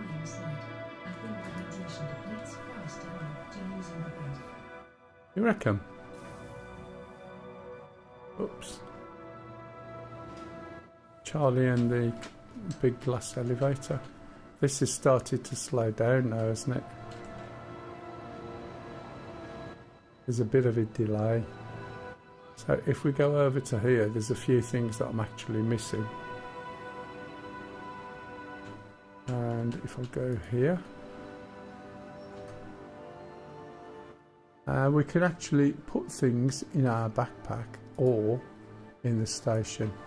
So if I go to here and we pick, in fact we might not be able to buy them here. Don't think we can. We should be able to buy batteries there. Probably under ammo. There it is. So every time we've sort of started again, we lose the batteries. So I'll buy some of those. And I think I'm okay for everything else. It's not what I was after though. I will shove past these. We need to go to... I'll come the right way. Nope. We need to go to the Galleria. So if we go to the Galleria, we should be able to go to a clothes shop and buy some drinks, and then we can put them in the backpack.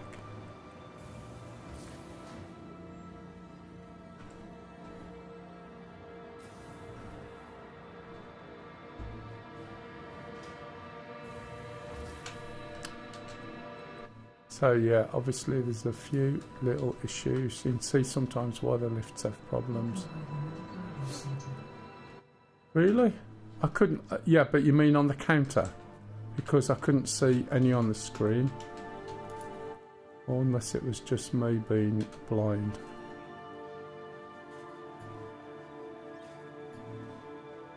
There we go. Oh really? Oh, I missed them.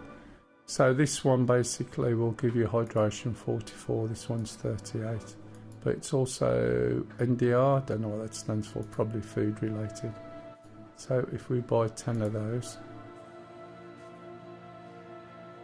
Try again. Kev said, talking of the glass elevator, they're making an updated, more modern version of the Chocolate Factory film. It's going to be called Charlie and the Charlie Factory. Charlie and the Charlie Factory. It's ridiculous, isn't it? The fact that they remade it and then remade it again. I couldn't get my head around that. So we got drinks, have we got food? Nope. So we can buy clothes and things from here. As you can see. Hats and things and coats and things, but you can't buy purple boots. Right, so now we've got some water.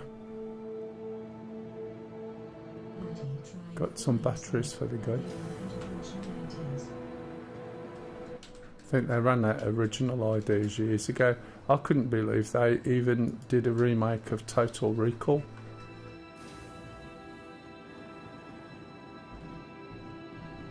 You know, it doesn't seem like Total Recall was that long ago, and yet they'd done a remake of it. And you just think, what's the point of that? Right, so shipwise, let's go and have a look at some of the fighting missions. And the first ship I'll use for that. Let's have a look. I might try my iron out because they wrecked it because of the squealy little single what's it fighters, and now they're supposed to have made it a little bit better again. So let's see if that works. And I'll do a simple fighting mission. What have I got on? Oh, looks like I've had a bit of an accident and been stabbed in the back. That'll teach me for lying on a bed. Smell the grass coming through now.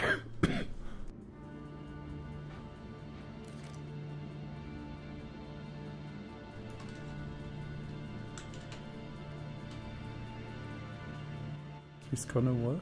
Because I don't think it will.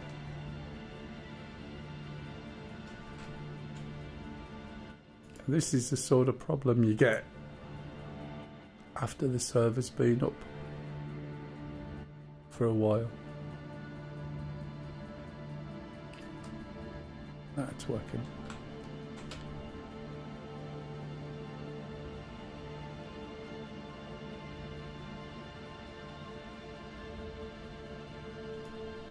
Or maybe not. Elevator called, your position.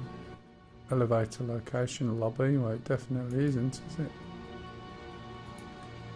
So, there used to be a thing where you could come over to a different one. And when it says lobby, or say August Dunlap. Yeah, there you go. So these are buggered. So that's the problem we used to get. So there's no way of going anywhere. So there's my ship. I haven't got a way to get to it. Yeah, all the elevators are knackered, pup. It works fine for me. Where are you? Port Tesla. Oh, right, okay. Yeah, I'm at New Olisa.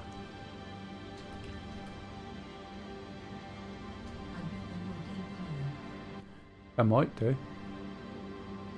So you can see you calling them. Which is possibly why my other ship wasn't working. I can try and call that as well and see where it ends up. They'll probably put it in a bloody a large hangar.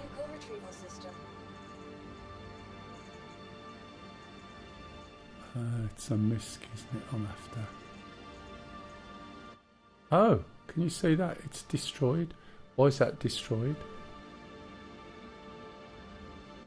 Right, so now I've got a claim, and watch how long it takes to claim it.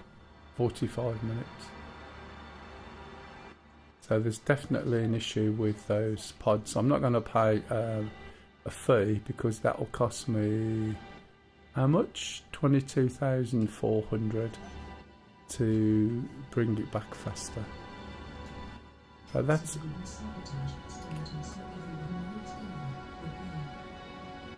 No, this is just ongoing. So all I can say is it looks like we have a lift problem. In fact, when I was streaming yesterday, it was about, will the lifts work? Ah, right, yeah. Yeah, I mean, it's been working for a day, and this is what I was saying yesterday. That doesn't mean to say once servers have been up. The fact that that's changed is good. But yeah, I got stuck in lots of places. You couldn't even move out your basic where you spawned. and that was a pain in the ass. The only way I can get around this, off the top of my head, which probably won't help, but I'll try it,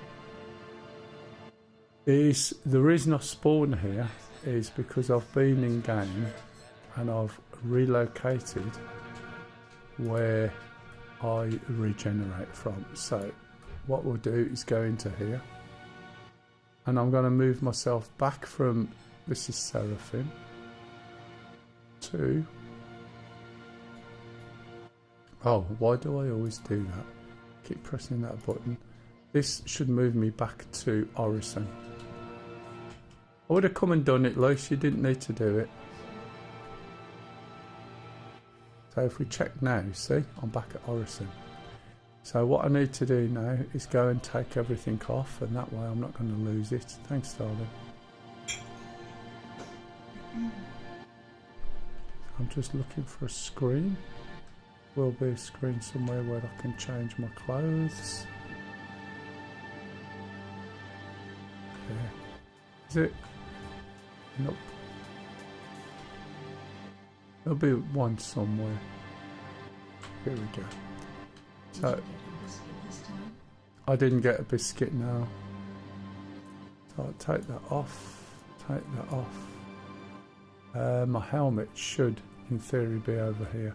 These are some of the things I bought up from Orison with me. And now what I'll do is kill myself. Okay? So there's no real cost to killing yourself. Boink. And I should wake up in a hospital bed down at Orison. Got my cup of tea, as you can see. It's quite interesting because on that cam you can't exactly see my microphones, can you? Or can you? I don't know how much of it you can see. Oh, you can see one. The other one's hidden. Right, so what we need to find out is whether the lifts here are working. Now, I can see Mouse's ears. oh right, you can see both of the what's it? Yeah, I went to Disney quite a few years ago. In fact, it was 20. Oh God, it was 20 years ago. No, I wouldn't have known it was that long ago. This is Orison. The doodads, yeah. Pop filters. So this is a floating city above Orison, which is a gas giant. So this is where I originally picked. Now the fact it says floor 7, floor 7. I mean floor 7 and somewhere else. There's the lift, which is what we call lifts. I should be able to go down to the ground floor. But the ground floor, not the sky floor. Try again.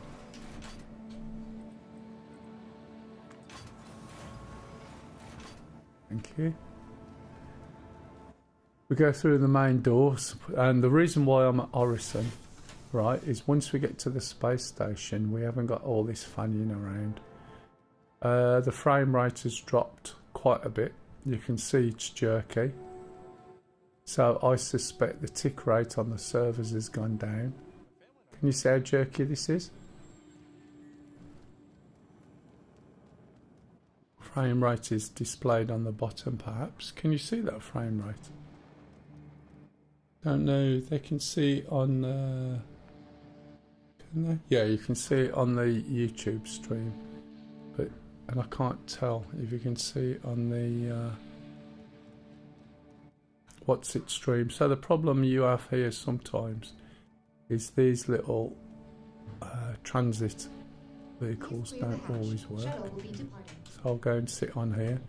Now I've got to ride this to get to the space station. I get in a lift, which sometimes doesn't work, and then call a ship and then find that that sometimes doesn't work either. And there's nothing you can do with it.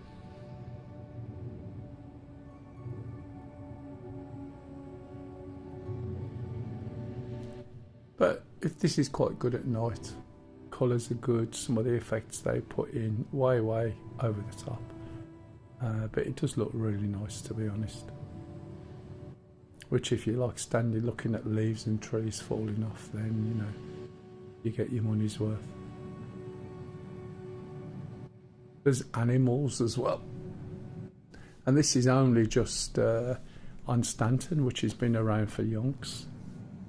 But the thing is, whilst there's all new stuff to go and play with, you know, it would be nice if the basics worked. And this is why I do what the basics are, to see what's broken, what isn't broken.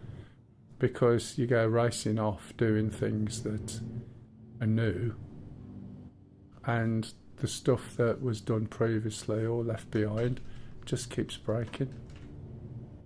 They've got a plan to try and fix some of this stuff now, but you don't know what or whether that works until it's actually working.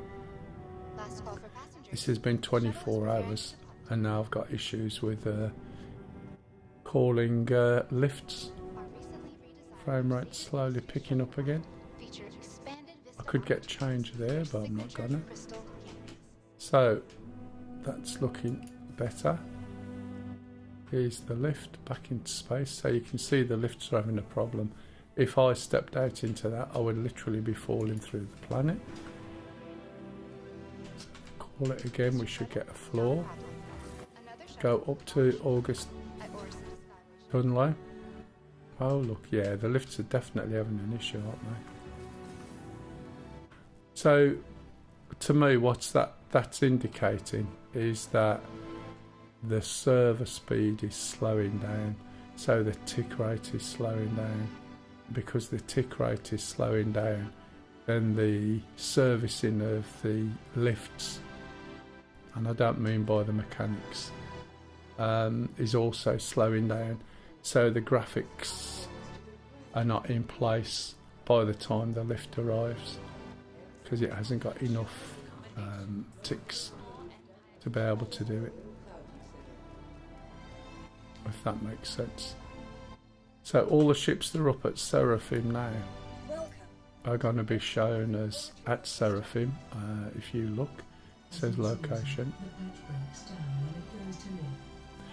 Well, it could have broke down before. I wasn't playing it 2 consecutive days because it was patched every sodding day, so you never found out.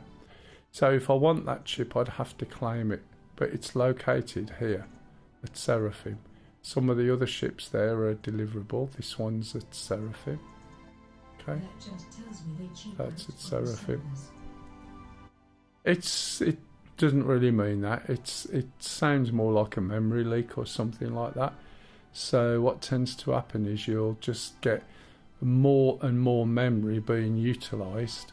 So it's not got enough memory in the servers, and memory's not being freed up, which slows everything down, or it's trying to service too much data rather than cheaping out on the servers.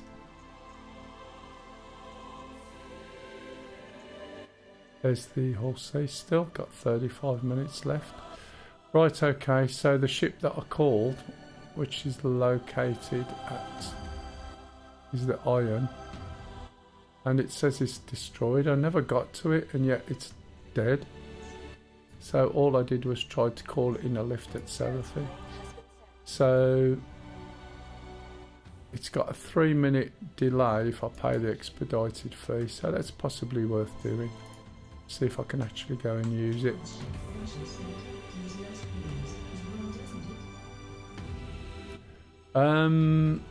It's because people just don't bother playing. They'll start, but then they don't spend time on it because they think they're not going to learn anything in terms of they're not going to be able to take the money over, which defeats the object of the PTU. So I can go here to get changed. I've probably got my special skirt on. If we go here, we should have another set of clothes. Let's have a look. So these are the cheapy freebies you get.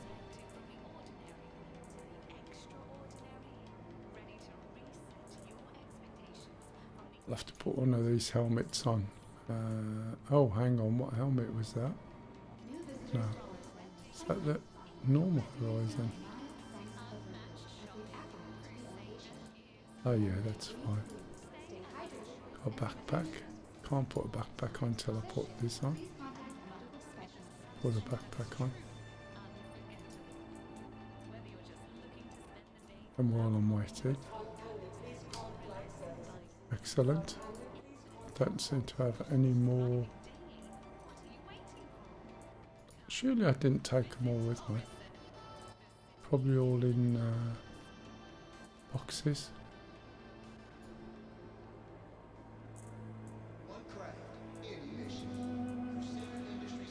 So this is everything on here now. Oh, it's probably because I didn't have that many.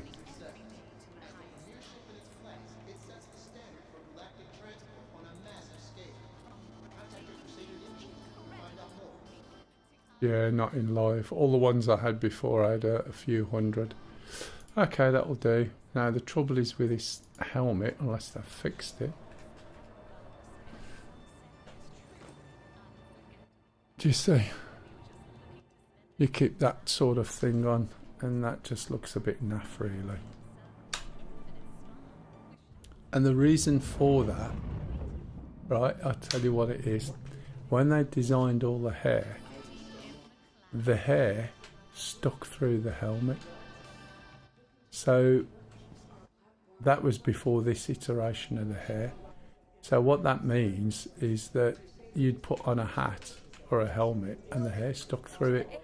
So they'd have to go through all the different hairstyles and all the different helmets, fixing it to make sure it worked. And rather than do that, they covered up the problem by putting a cap on your head that basically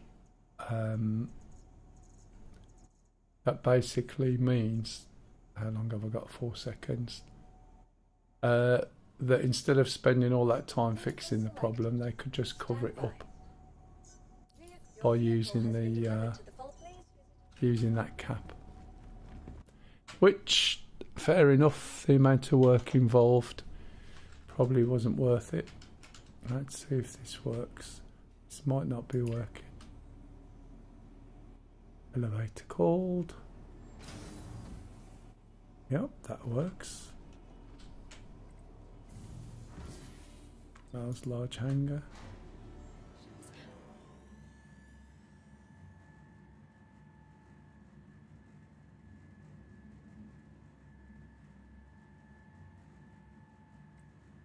Potentially. Oh yeah, it's still on the way.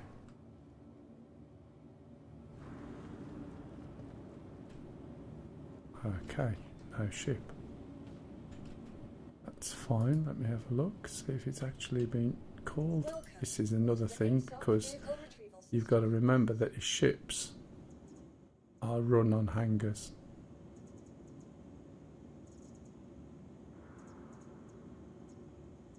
Okay, I'm not going to retrieve it yet. It's there to retrieve, so what I'll do is if I go to escape, go to vehicles, queue, I can select a ship. I'm after the ion, which is here, and over time I've collected various paints for it, save changes and equip. So this is my preferred ship paint for this. Now I can bring the ship up. The ASOC vehicle retrieval system.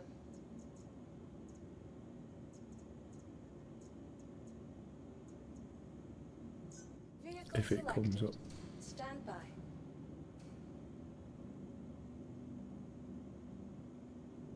And I think this is going to be bugged. I think this is not going to come up. I'll be surprised if it does. It might do. Oh, yep, looks like it might be. Go and have a look over the edge. I'll drink my cup of tea while I'm waiting. It's really cold in this room. We've got the window open, but no heating on, but I thought the computer would warm it up a bit. But it's keeping everything cool as well.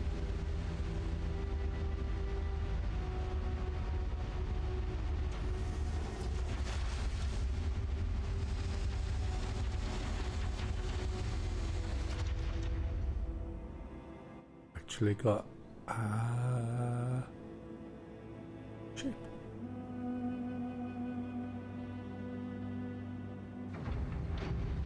It looks rather small, doesn't it, in this hangar?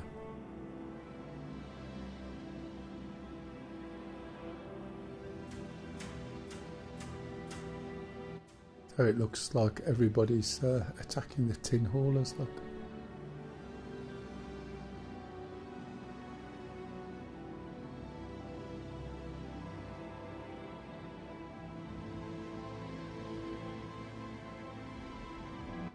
Right.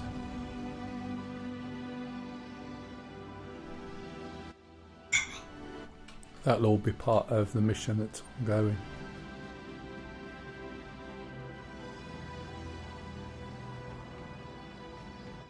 So there's two ships, there's a pair of ships. This is the Ion and the other one is the whatever it's called, I forgot.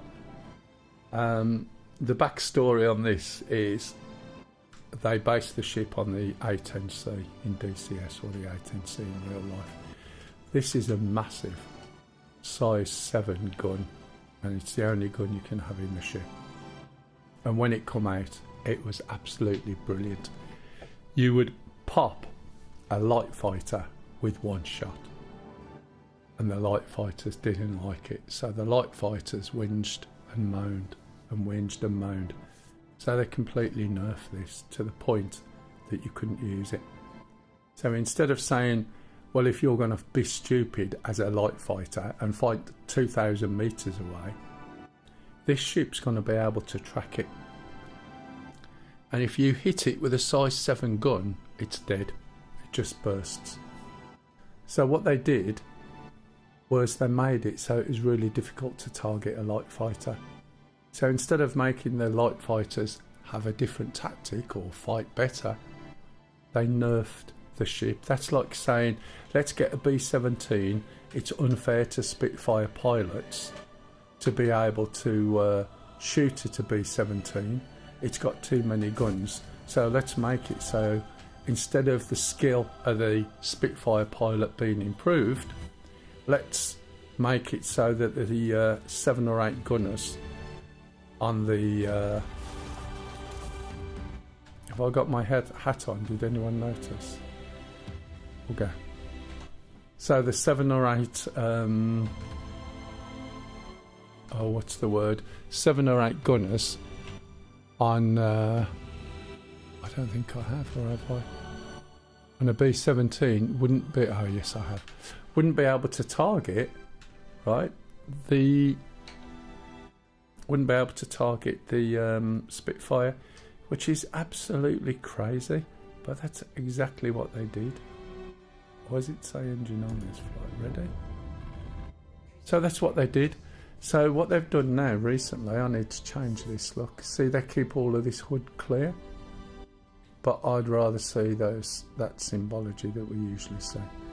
So they've recently, right, given the power of the damage back, but to kill a light fighter now it's like 3 shots, which is ridiculous. All the light fighters got to do is get behind this ship and they're dead. They just got to keep plugging away. You know, they're fast enough to keep out the way of the shots that this thing produces. But again, because people whinge, they make changes to ships based on a small gobby, stupid minority. So if a light fighter wants to kill a bigger ship, you need more light fighters, because bigger ships can't track that many ships at a time. So let's see how it goes. Right, excellent. That's not good. Anger's not working. Let's try the other method.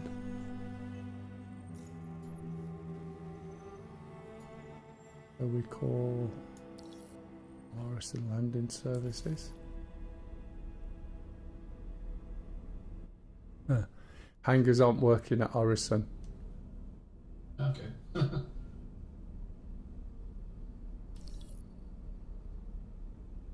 Can hear the request going through, but nothing. So I went down to Orison, killed myself and everything so I could get down here, changed my spawn point, and now I'm stuck in a hangar. Got my shiny ship out. Yeah, nice. Got a few missiles. That's why I was checking with my helmet. Right. I think that must be it. I can't go anywhere. If I go to the other place, which no I can't obviously. The other thing I've noticed as well is you can self-destruct in the hangars. No, they shouldn't be able to do that, but you can. And none of this is working at all.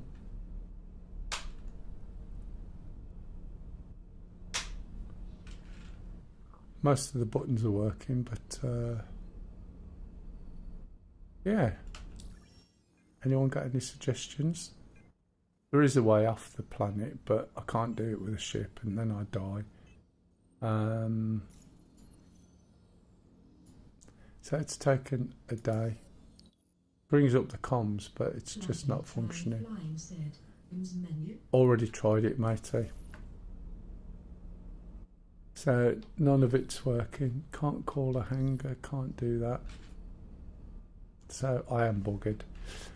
So on that then, I think this is the time to finish. I can't do any more tomorrow. I can't be on tomorrow night because I've got to get up. Yeah. It just takes time, doesn't it? And it seems to be about 24, 48 hours. And then elevators, hangars die a death.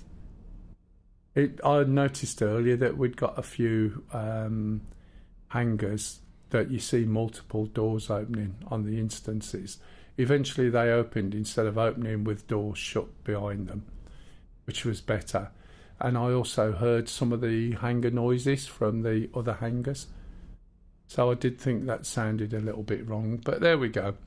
So all I can say is thank you very much for watching. Let me go and grab my little window and pass you guys on to someone else, and you can go and see if they're having the same problems. Kev said, catch you later. See you, matey. Thanks, Kev. Hope everything goes well. So let's go and have a little look. See ya. Let's see who's on.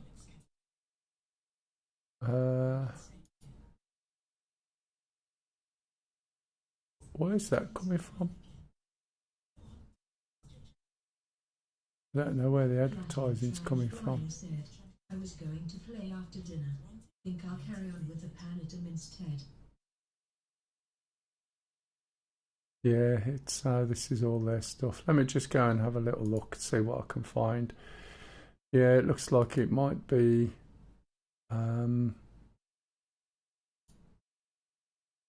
DCS. Who we got there? Salvage Sunday. I think this guy is, yeah, he's doing salvaging, so it'll be interesting to have a little look at salvaging.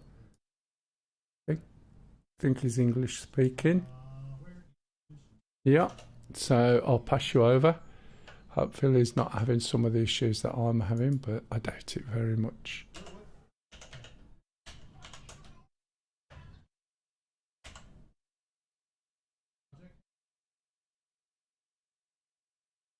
Let me get rid of that slash, and then that should work. Right, thank you very much for watching. I only get a couple of basically times to stream during the week, a couple of nights during the week and then the weekend. So I won't be streaming this again till possibly Tuesday evening. There might be another patch, you never know.